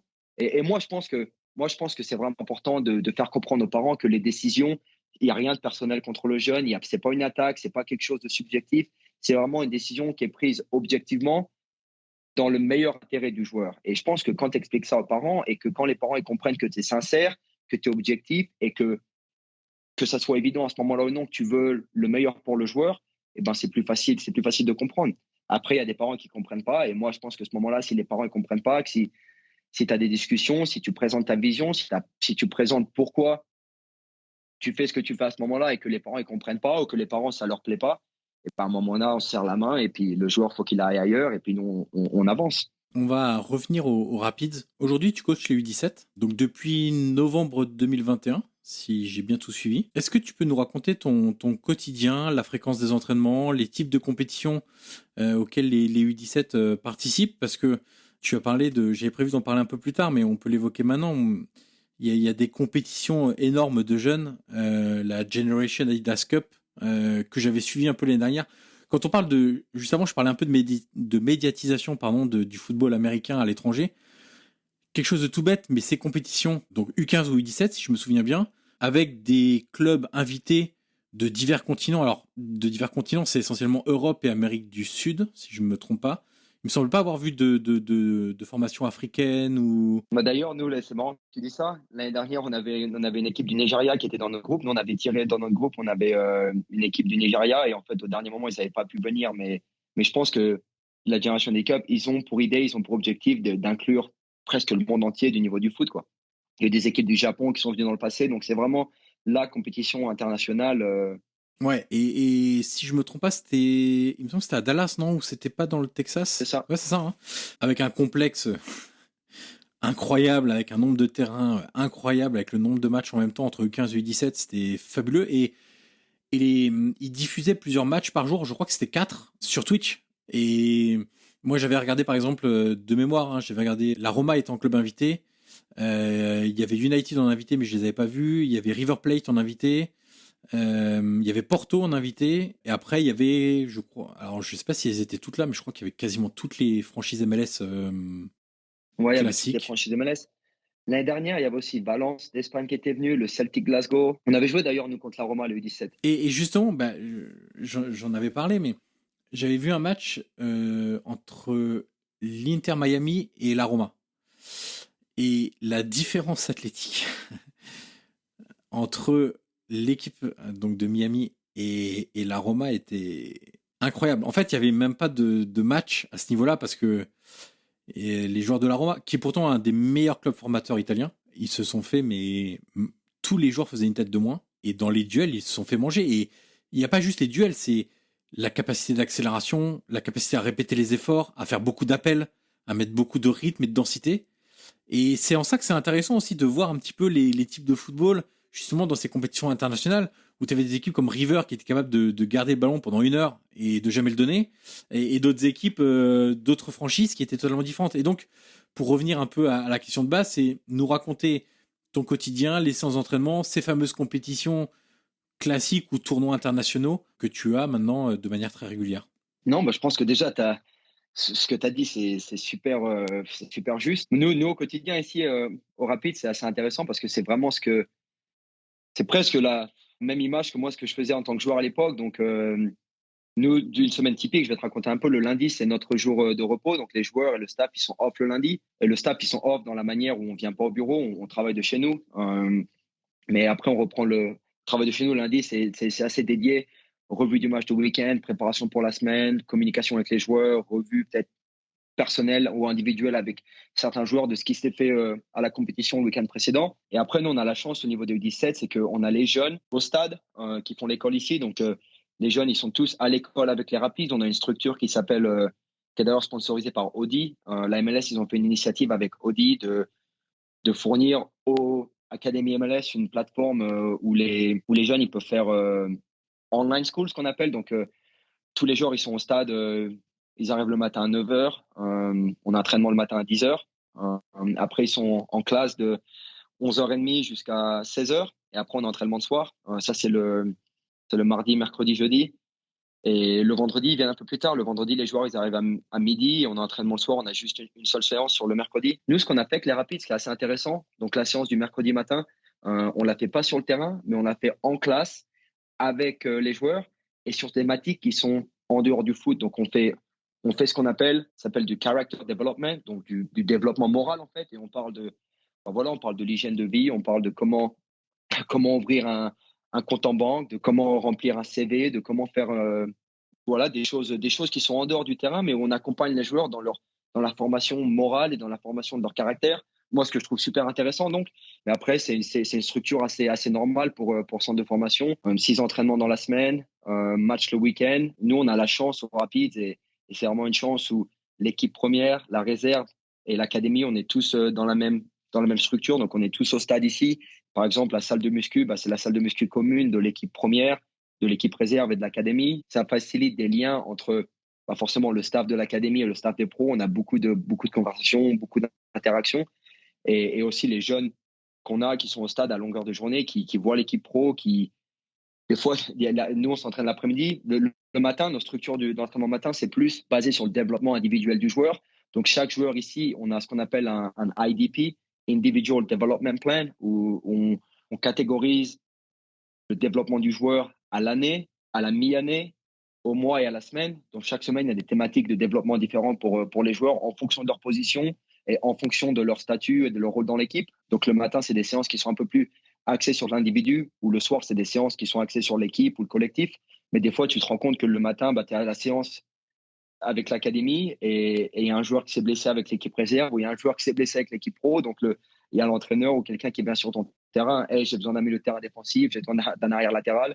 Et le joueur, il jump de la séance de l'académie à la séance de la réserve, que je trouve que c'est assez pro, donc c'est des choses que je sais pas si ça se passait comme ça aux États-Unis il y a une dizaine d'années, mais quand je réfléchis à le modèle de développement en Europe, centre de formation en France, et ce qui se passe ici, bah, c'est vraiment identique. Et aujourd'hui, on arrive à un point où nos jeunes, ils ont une expérience vraiment très similaire dans une structure de centre de formation américaine de ce qu'ils feraient s'ils étaient en Europe, que ce soit en France, en Allemagne, en Italie ou quoi que ce soit. Et pour revenir à la GA Cup, et ça se voit à ces moments-là. Ça se voit à ces moments-là où la qualité de la formation des jeunes, la qualité du travail qui se fait, et pas seulement la qualité, mais aussi le volume d'entraînement, le volume de séances, le volume de préparation, de review des matchs qui sont faits, c'est assez impressionnant. Et je pense que les jeunes ici, ils ont accès à des facilités.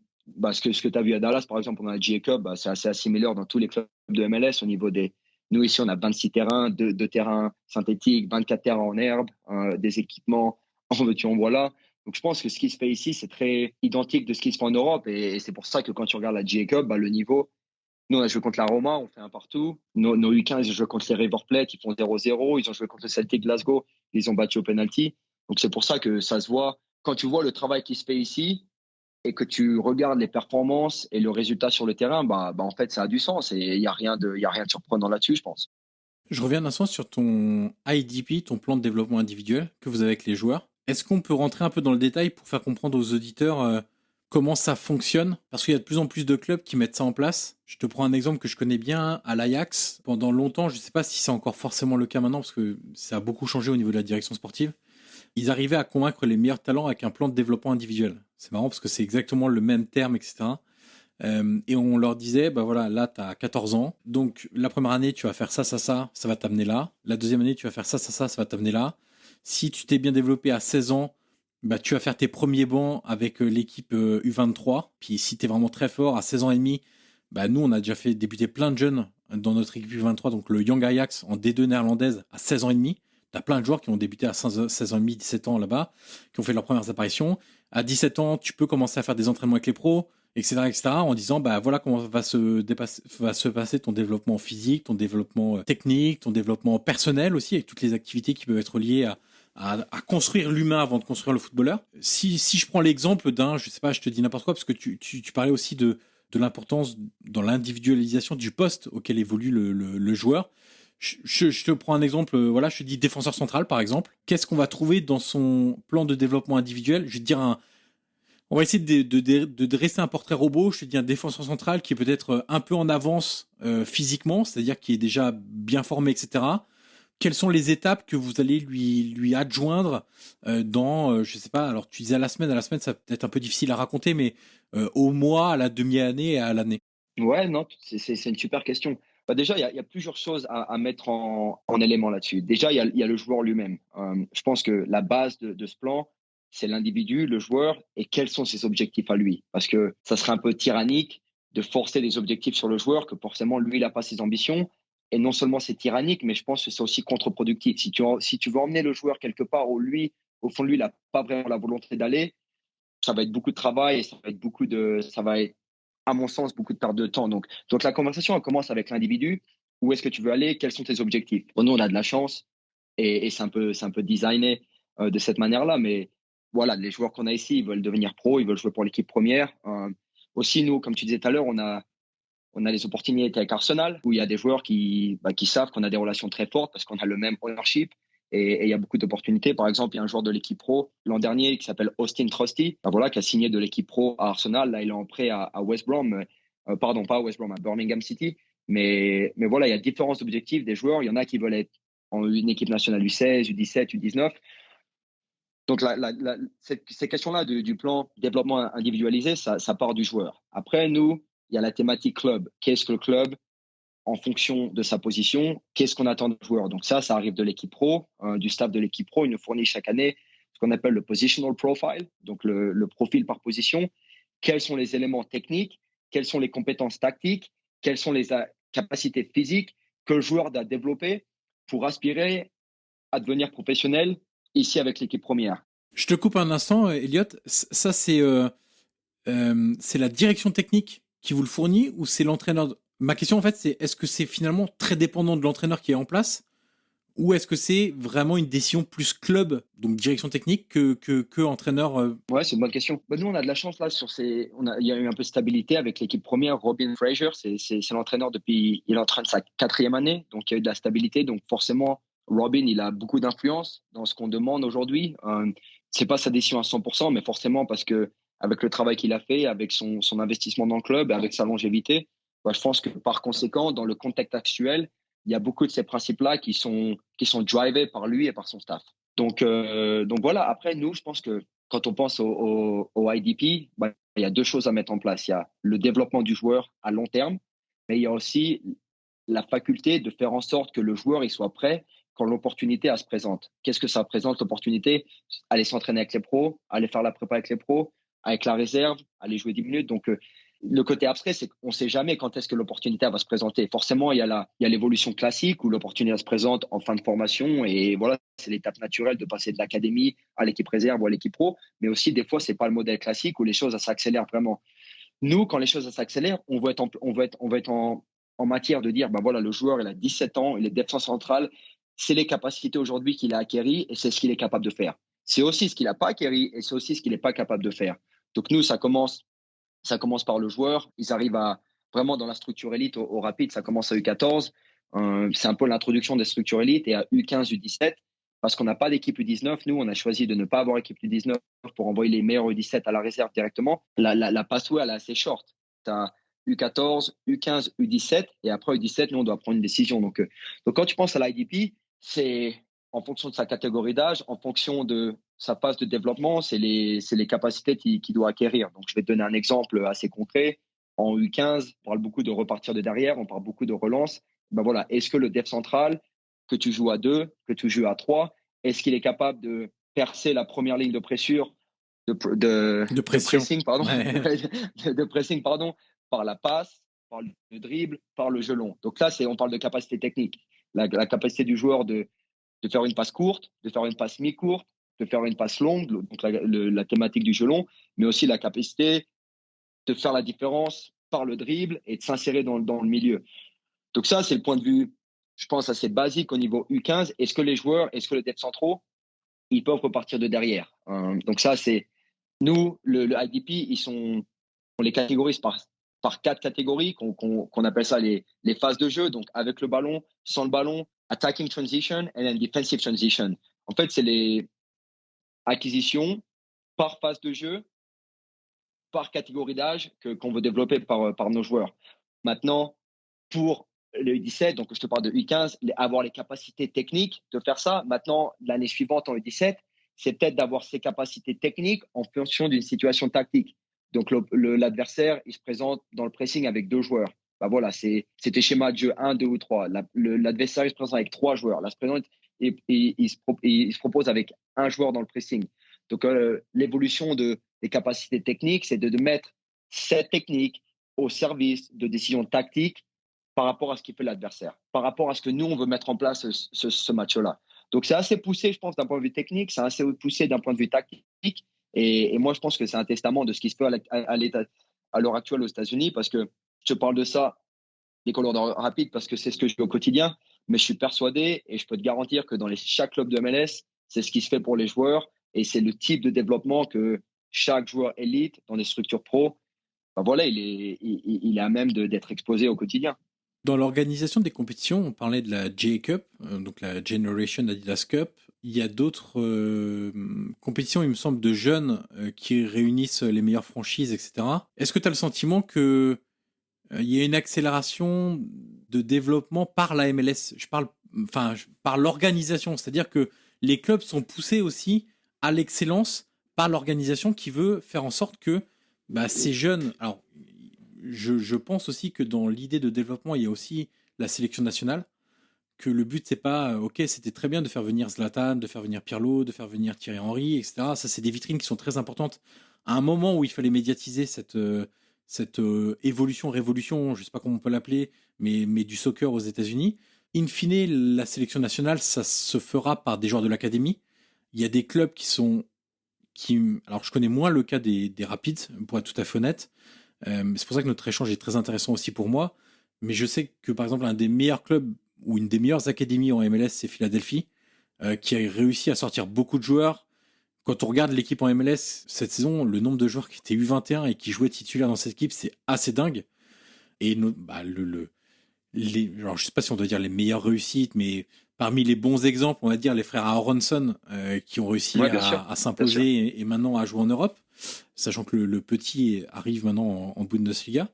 Est-ce que tu as le sentiment que ces organisations-là de nouvelles compétitions, la J-Cup, etc., c'est aussi dans l'idée de on prend ce qui se fait de mieux aussi, où on confronte nos expériences, notre système à ce qui se fait de mieux en Europe, parce que mine de rien, la formation en France est très réputée.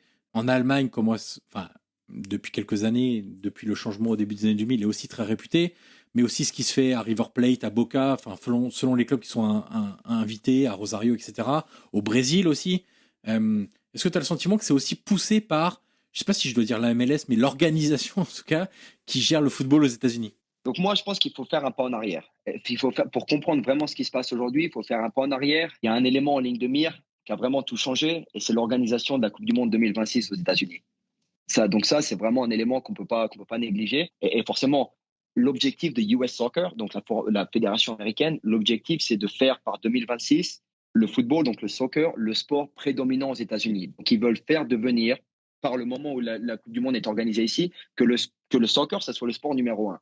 Et ça, c'est un objectif assez élevé quand tu regardes l'importance de la NFL, quand tu regardes l'importance de la NBA, de la NHL, dans le landscape pur sport américain. C'est pas moins à faire de faire le soccer, le sport numéro 1 aux États-Unis dans les 4 prochaines années. C'est vraiment un projet qui est ambitieux et un projet qui est fascinant, pour être honnête avec toi. Donc, il y a cette thématique-là. Il y a une deuxième chose qui s'est passée. Donc, en 2020, pendant le Covid, US Soccer, ils ont décidé d'arrêter la Development Academy, qui était la structure, la plateforme des catégories à la formation du plus haut niveau. Donc, de U12 à U19, le USDA, c'était la catégorie la plus élevée où tous les équipes MLS y jouaient dedans et aussi les meilleurs clubs locaux jouaient dedans. En 2020, quand US Soccer décide d'arrêter le DA, justement, c'est là que MLS, ils ont dit, nous, on va prendre en charge la formation des jeunes. Nous, on va prendre en charge ce qui faisait le DA et on va faire ça un peu, j'ai envie de te dire, je mets ça entre des guillemets, on va mettre ça à notre sauce. On va augmenter le niveau de compétition, ou aussi on va augmenter la fréquence de compétition et on va augmenter les conférences ou les championnats où les équipes d'MLS jouent contre les équipes d'MLS. Donc, on te disait, c'était beaucoup de matchs équipe MLS contre équipe non MLS, ce qui est génial et ça a beaucoup de valeur. La MLS, ils ont apporté une étape en plus où ils ont fait comme je t'ai dit, des championnats où c'est équipe d'MLS contre équipe d'MLS. Donc, ce que je veux dire là, c'est que nous, par exemple, les Rapids, on joue dans 2 conférences différentes. On joue dans une conférence qui s'appelle la Frontière Conférence, ce qui est une conférence entre les États du Colorado, du Kansas, de la Louisiana et du Texas. Et donc là, il y a 4 clubs pro, Kansas City, Austin FC, Houston Dynamo et Colorado Rapids. Et en parallèle de ça, il y a 8 clubs dans cette conférence qui ne sont pas équipe MLS. Donc, on joue dans ce championnat-là. On joue dans un deuxième championnat en parallèle qui s'appelle la Pro Player Pathway. Donc ça, c'est divisé à travers les États-Unis, des championnats où c'est que équipe d'MLS contre équipe d'MLS. Donc nous, on joue sur la conférence Ouest. Donc c'est des équipes qui vont de Vancouver, Seattle, Portland, San Jose, LAFC, LA Galaxy, Real Salt Lake et nous, donc les Rapids. Donc on joue en parallèle ces 2 championnats. Donc vous êtes 8, c'est ça? On est 8. Donc pour donner l'idée, tu joues un championnat où tu as l'équipe d'MLS, mais des non-équipes MLS, et des non-équipes MLS, tu comprends très bien que le club non-pro qui joue contre le club pro, ça présente des challenges qui sont super intéressants.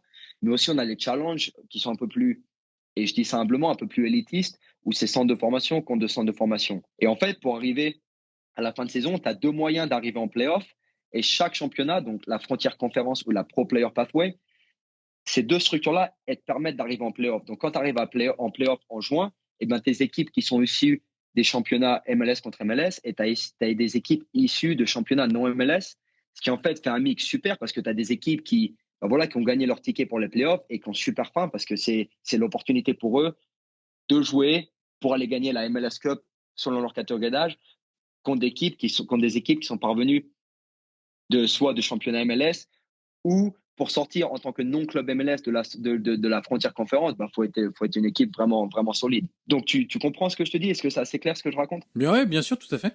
Donc voilà, donc il j'essaie de peindre un peu le paysage, la Coupe du Monde 2026, ce qui s'est passé en 2020 quand la MLS a pris en charge la formation des jeunes.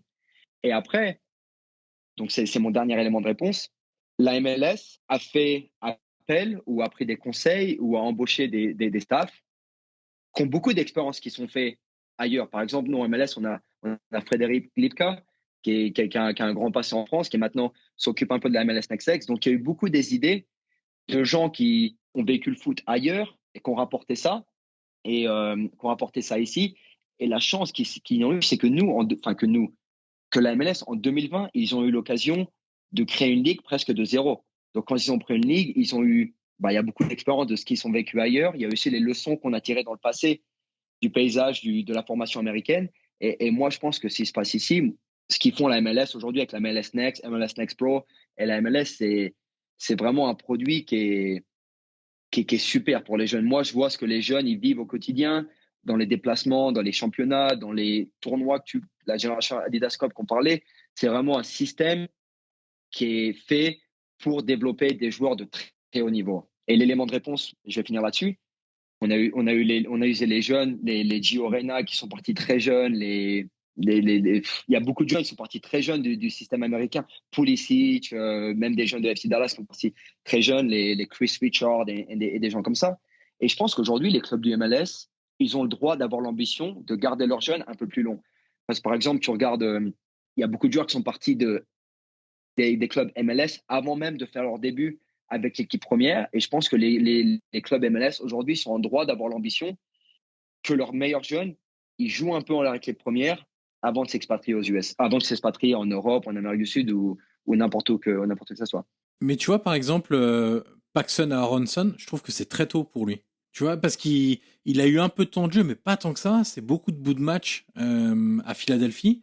Et moi, j'étais très étonné d'apprendre cet hiver qu'il allait à Francfort, je crois, de mémoire. Ouais, c'est ça. Je me disais, tu vois, Philadelphie, avec les McGlynn, avec lui, avec d'autres joueurs qui sont quand même assez jeunes, je me suis dit, tu vois, il s'était pas imposé comme un titulaire indiscutable à Philadelphie. Je me suis dit, bah, peut-être que lui va prendre un peu plus le temps. Alors, je sais pas si ça vient de lui ou de la franchise, c'est toujours un peu délicat. Mais je m'étais dit, bah, lui, il a encore le temps, en fait, avant de passer à l'étape supérieure. Après, moi, c'est compliqué de parler de Philadelphie et de leur politique et ce qui se passe. Donc, je préfère m'abstenir. Mais il y a encore pas mal de jeunes qui partent jeunes, je trouve. C'est ça, en fait, le truc. Tu regardes Alphonso Davies aussi, il est parti super jeune. Enfin, il y a chaque club presque, ils ont leur joueur qui est parti assez tôt.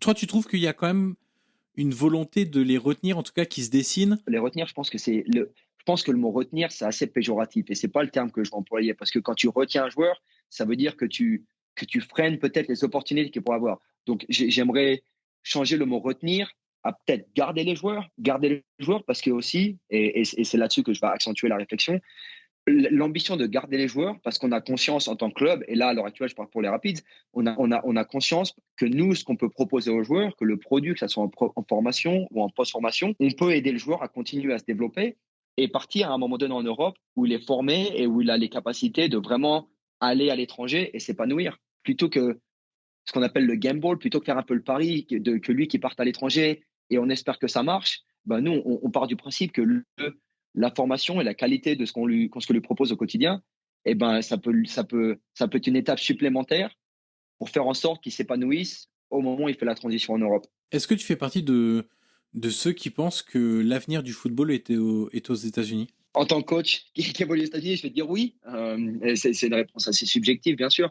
Moi, je pense que si tu regardes ce qui s'est passé dans les 5-6 dernières années, peut-être 5-6 dernières années au niveau du développement, là, on arrive à une phase où le développement il va encore s'accentuer, il va encore s'accélérer parce que forcément, on arrive plus près de cette échéance qui est 2026. Et je pense que le plus près on se rapproche de 2026, le plus ça va s'accélérer. Là, il y a Apple qui a fait un deal avec Apple TV. Chaque match de MLS Next Pro, il va être disponible à tout le monde. Et ça va être disponible à tout le monde sur l'iPhone, sur l'iPad. Donc, l'accessibilité avec en ligne de mire la médiatisation ne va faire que s'accélérer, ne va faire que grandir. Et tu suis la NBA, tu suis le foot ici, tu suis un peu la culture sport américain.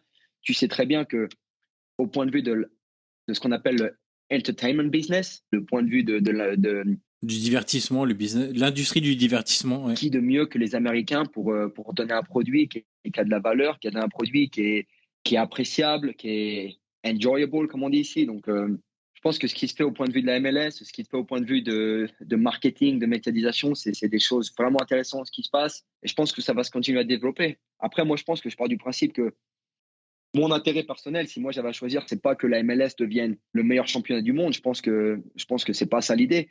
Mais je pense que c'est la MLS. L'objectif, c'est que ça devienne le meilleur championnat que la MLS puisse devenir.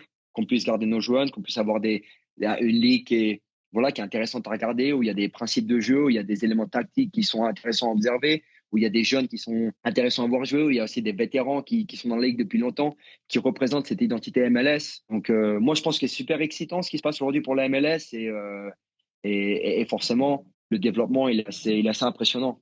On va revenir à une question un peu plus personnelle, qui est peut-être un peu difficile.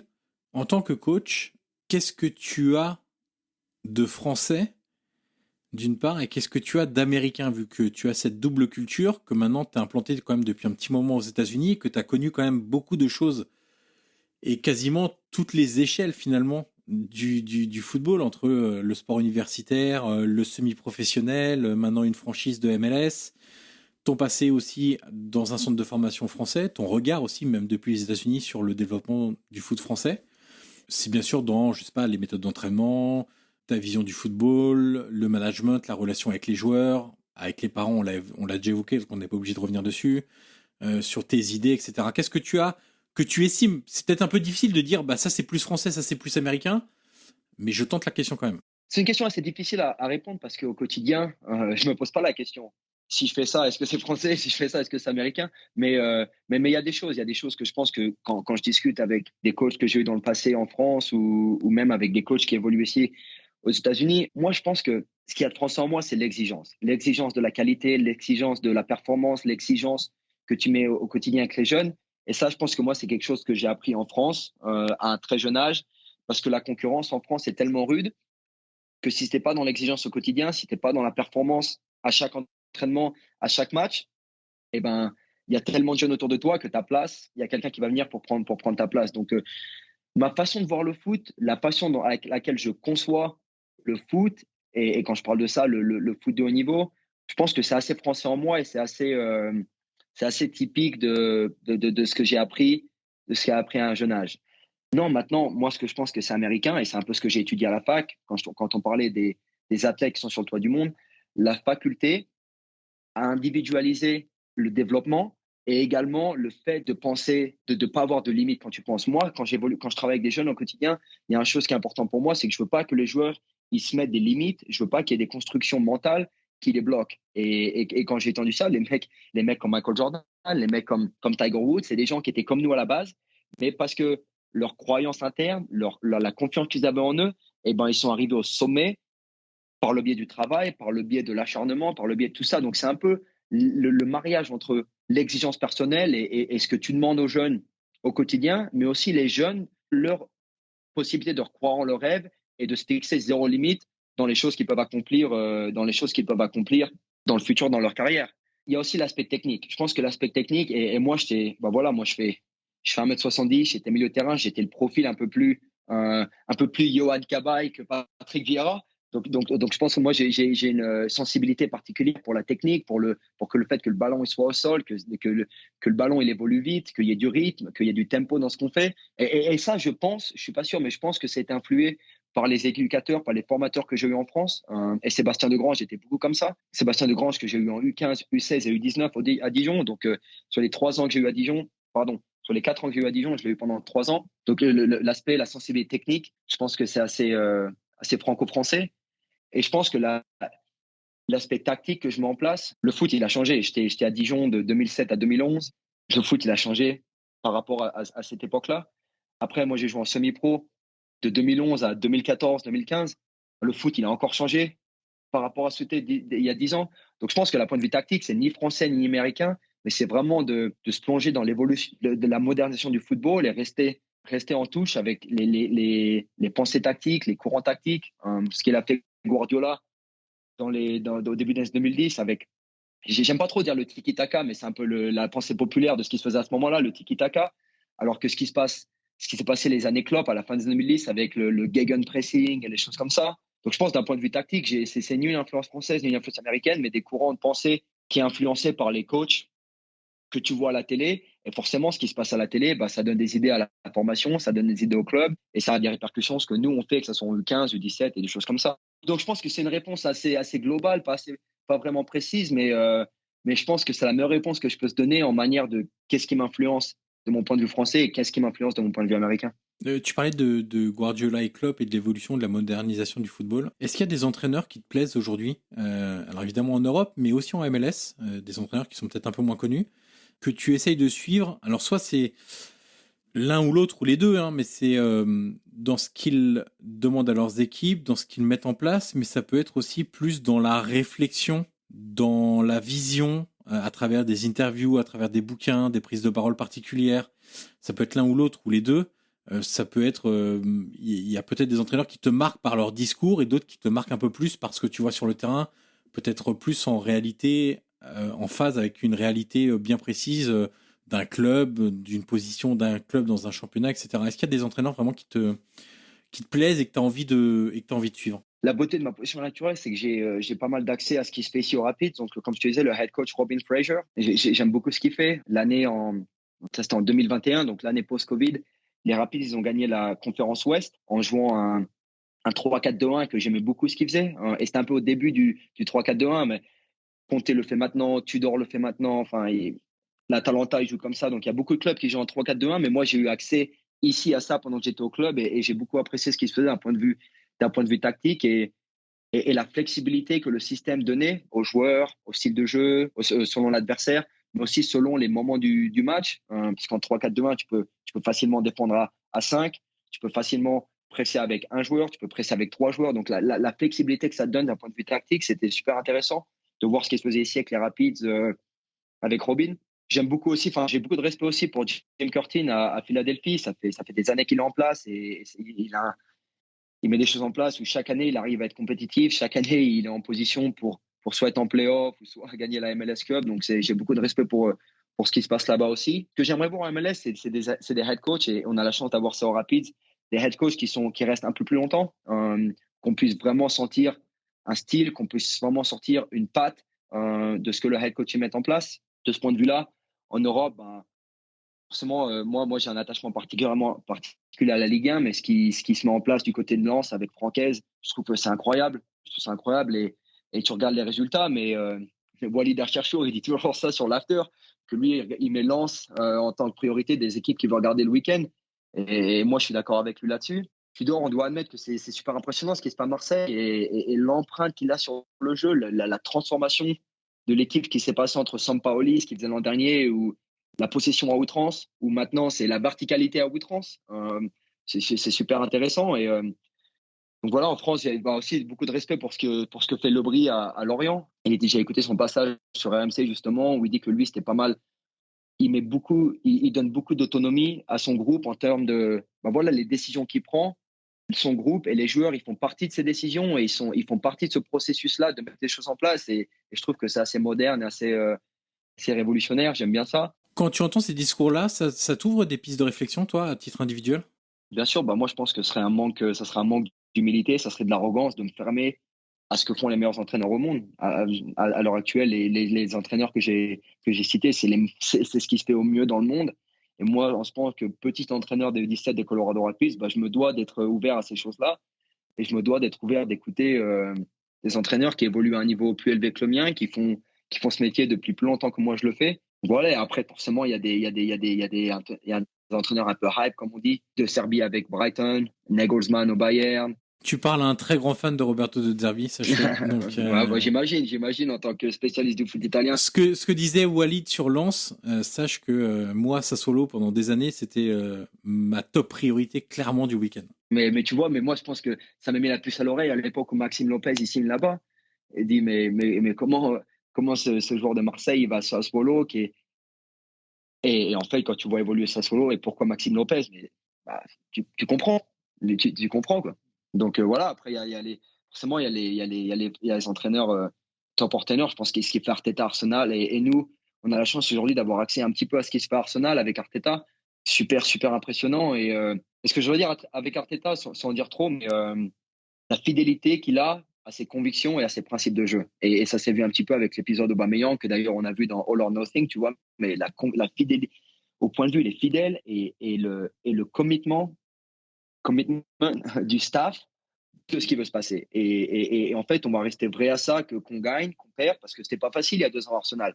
Là, Arsenal, c'est 8 points d'avance sur City en tête de la Première Ligue. Il y a 2 ans, c'était pas le cas. Et aussi de comprendre que c'est un process, que les choses ils se mettent en place et ça prend du temps. Et je trouve, ouais, j'aime bien ça. Après, Hansi Flick, à l'époque où il était au Bayern, voilà, c'est ce qui se fait le mieux dans le monde aujourd'hui. Mais voilà, je suis assez ouvert de ce qui se fait dans le monde professionnel. Et moi, je pense que c'est pas un entraîneur est mieux que l'autre est moins bien. C'est chaque entraîneur a des convictions différentes. Après, il y a des thèmes qui sont similaires dans ce qui se fait, que ce soit avec Bielsa et le pressing de Bielsa et peut-être ce qui se fait aujourd'hui avec Jesse Marsch, que forcément je suis parce que c'est le seul entraîneur américain, ou c'est peut-être l'entraîneur américain aujourd'hui qui a le plus de visibilité en première ligue. Donc, c'est pas vraiment regarder les matchs parce que cet entraîneur il est mieux qu'un autre, mais c'est qu'est-ce que l'entraîneur il propose, comment son équipe évolue, avec le ballon, sans le ballon. Et voilà, qu'est-ce que je peux apprendre moi, de ces gens-là. J'ai oublié de poser une question tout à l'heure, avant la fameuse dernière question de cet épisode, pour boucler l'épisode. Quand on parlait de l'académie des jeunes, est-ce que vous mettez en place, tu parlais tout à l'heure du programme de la semaine, et aussi de ce qui était fait en dehors des terrains, avec des éléments qui sont fondamentaux, je trouve, pour former l'humain avant de former un footballeur, clairement, qui est une mission aujourd'hui quand on forme des futurs footballeurs. Est-ce que vous avez la possibilité, est-ce que vous le faites, est-ce que c'est une perspective, une mise en place d'activités connexes? On parle beaucoup d'interdisciplinarité, de sensibiliser les jeunes footballeurs à d'autres activités pour leur faire développer d'autres aspects de la compétition, d'autres aspects liés au développement physique, à la perception. Est-ce que ça peut être aussi des activités liées à du bien-être, qui est une thématique de plus en plus importante dans les clubs, et aussi à la formation? Alors évidemment, là on parlait de nutrition, sommeil, etc. Il y a aussi des techniques de relaxation, apprendre à gérer la pression, le yoga, la sophrologie, ce genre de choses-là. J'aime beaucoup le fait que tu décrives notre quotidien, notre travail en tant que mission. Et je pense que c'est vraiment juste de décrire ça comme une mission. Et dans cette mission-là dans laquelle tu parles, je pense qu'on se doit d'apporter des choses aux joueurs, un développement qui va bien plus loin que le développement technique, tactique, physique. On se doit, moi, dans mon groupe aujourd'hui, j'ai un groupe de 23 joueurs.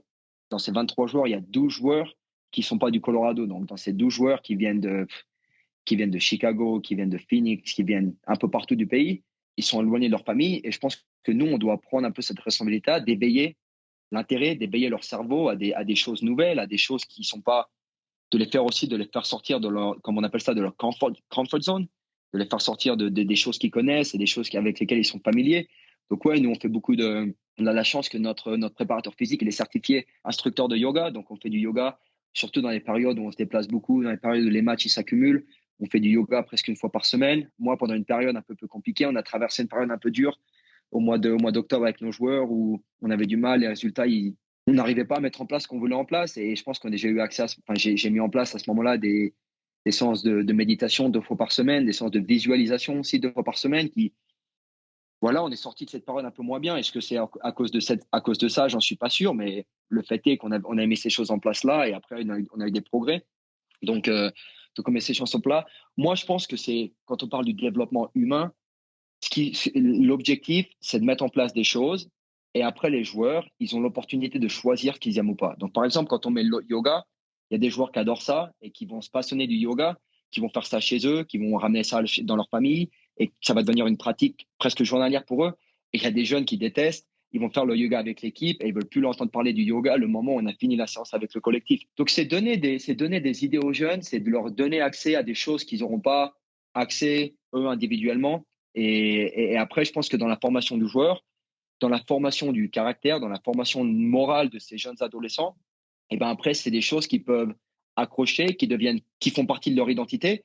Mais aussi, au moment où les jeunes, ça accroche pas, et ben aussi, ça fait partie de leur identité, qu'ils veulent pas faire ça. Donc, c'est vraiment aider les joueurs et les guider de devenir des adultes. Et c'est leur proposer des thèmes, leur proposer des activités que eux, ils peuvent choisir de continuer ou pas.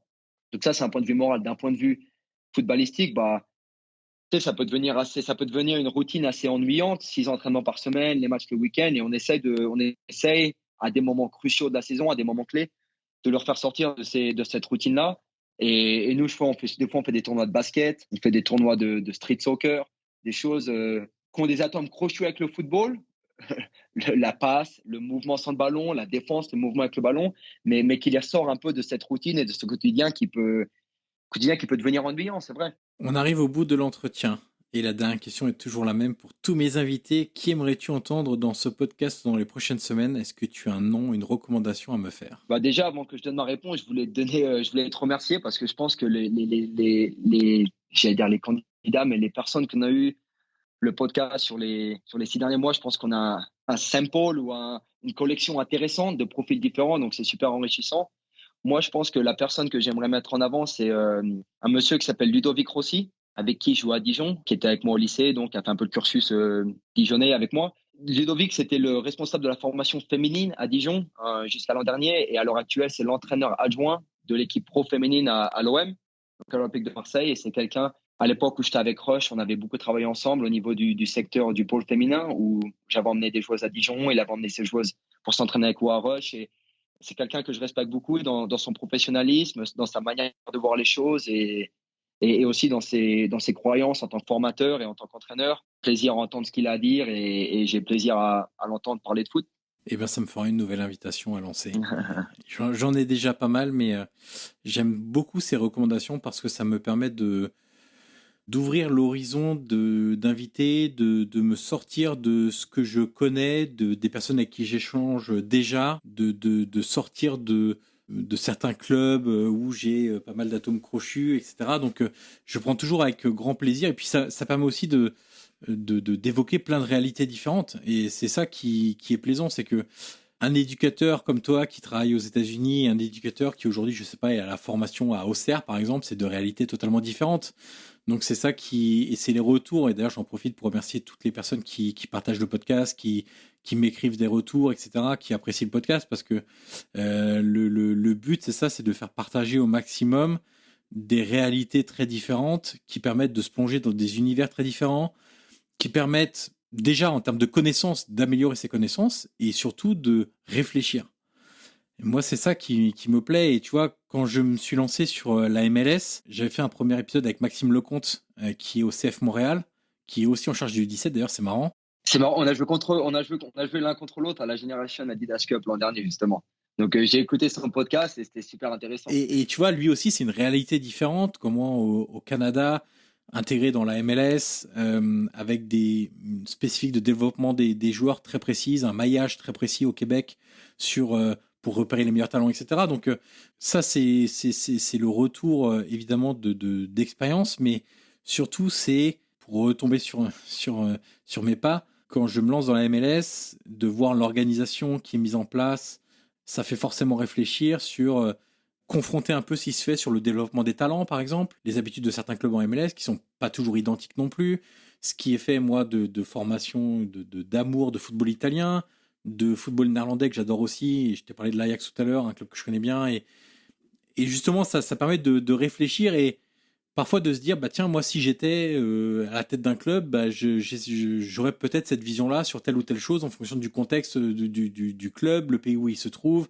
l'ère géographique, les habitudes, la culture, etc. Et je te remercie aussi pour cet échange parce que je pense que ça va permettre à pas mal de gens qui ne connaissent pas forcément la MLS, qui ne la suivent pas forcément, de se mettre un peu dans le bain parce que 2026, tu l'as dit, ça arrive très vite. On l'a vu là lors de la Coupe du Monde 2022. On commence à parler des États-Unis, on commence à évoquer cette évolution, cette révolution, les profils qui sortent, parce qu'on les voit plus en Europe aussi. Et ça passe par là. C'est toujours, avant de s'intéresser au bas de l'échelle, forcément, on va s'intéresser à ces fameuses théories de l'iceberg. Ce qu'on voit en premier, c'est ce qui sort de l'eau. Et après, on s'intéresse à ce qu'il y a sous l'eau. Et ben là, c'est pareil. Et c'est en ça que ton témoignage est très intéressant. Et je te remercie pour ce podcast d'1h45. Je t'avais dit 1h15 à peu près. On a bien débordé. Mais en tout cas, je te remercie. Ah ouais, moi, Johan, je te remercie également. Et je pense que je parle dans la personne de tous les entraîneurs. Le fait d'avoir ces échanges disponibles, que ce soit de Jean-Marc Furlan à Dalloglio, à Maxime Lecomte, tu nous permets d'apprendre. qui permet de réfléchir virtuellement à pas mal de choses et d'apprendre des choses nouvelles sur des nouveaux contextes différents, des environnements différents. Et voilà, je sais que moi, en tant qu'entraîneur, c'est quelque chose que j'apprécie beaucoup. Et ouais, merci. Voilà. Et dernière question, what's next? Quelles sont les prochaines échéances dans les prochaines semaines d'Eliott à la tête des U17? Qu'est-ce qui va se passer là pour les Rapids, sachant qu'on enregistre, on est le 19-20 janvier? C'est la deuxième moitié de saison. On commence le 17 février par un petit voyage à Vancouver, qui est à 4h30 d'avion. Donc, et pour donner une idée, on joue le Vancouver. On joue à Vancouver le samedi, on joue à Portland le dimanche. Donc, c'est un peu un voyage assez témoin de ce qu'on fait. Avion le vendredi de Denver à Vancouver, 4 heures de vol. On joue le vendredi matin à Vancouver. Le samedi matin à Vancouver. Samedi après-midi, avion Vancouver-Portland. Match à Portland le dimanche matin. Et après dimanche soir, avion de Portland pour rentrer à Denver. Donc, pas mal de matchs. D'ailleurs, pour tous les Français qui sont intéressés par les championnats MLS Next, les calendriers, les classements sont disponibles sur mlsnext.com pour suivre un peu le championnat, les résultats, ce qui se fait. Ça, c'est le point de vue de l'équipe. Nous, notre échéance, c'est de faire parvenir le plus de U17 possible à intégrer la réserve à la fin de la saison, qui est Rapids 2. Donc, travailler au quotidien avec ces joueurs-là, de les former et de faire en sorte qu'ils soient prêts à la fin de saison pour intégrer, ou même avant la fin de saison pour intégrer notre équipe réserve. Après, c'est les U16, parce que nous, c'est un groupe U16, U17, de faire en sorte de continuer à préparer les U16, à faire la transition en U17 l'an prochain et d'être compétitif individuellement et collectivement pour la saison prochaine. Et moi, personnellement, je viens d'être accepté. D'ailleurs, je pense que c'est quelque chose d'intéressant à mentionner. Et je viens d'être accepté dans un diplôme qui s'appelle le EFCL, Elite Formation Coach License. C'est un diplôme d'entraîneur en partenariat avec la MLS et la FFF. Donc, c'est Fred Lipka qui s'occupe de ça et qui fait ça en partenariat avec la FFF, donc MLS FFF en combinaison. Donc, je viendrai en France 2 semaines là en avril et c'est un diplôme de 18 mois qui va être assez long, qui va être assez qui va être challenging. Mais voilà, moi, c'est d'un point de vue dans mon rôle du 17 d'entraîneur, la deuxième partie saison, l'accompagnement des joueurs dans leur développement. Aussi, l'idée, du point de vue de l'équipe, de se qualifier pour les playoffs à la fin de saison, qui est toujours un objectif assez sympa. La Generation Adidas Cup, qui d'ailleurs sera à AMG en avril, en Floride. J'ai vu ça, je me suis renseigné déjà. Ouais, qui sera en Floride. D'ailleurs, Johan, t'es le bienvenu si tu veux venir voir des matchs. Et voilà, la combinaison des deux, ce qui se passe avec les Rapids et moi, continuer à me former, à progresser personnellement, de grandir. Eh ben, écoute, on va te souhaiter un bon retour de saison, un bon début de formation pour cette formation de 18 mois. Je te remercie encore, Eliott Prost, pour ta disponibilité, pour ton temps, parce qu'on approche les 2 heures. C'est sans doute un des épisodes les plus longs, mais c'était passionnant en tout cas. Et puis, je te dis à très bientôt. Merci, Eliott. Merci à toi, Johan. Et voilà, c'est terminé. Merci d'avoir écouté cette conversation. Le podcast Prolongation est disponible sur l'ensemble des plateformes audio comme Apple Podcast, Google Podcast, Spotify et Deezer. N'hésitez pas à mettre les 5 étoiles sur Apple Podcast si vous avez apprécié le contenu de cette interview. C'est une étape très utile pour faire découvrir ce podcast au grand public. Vous pouvez également me suivre sur les réseaux sociaux et tous les liens sont dans la description de cet épisode. Je vous dis à très vite pour une nouvelle conversation autour du foot.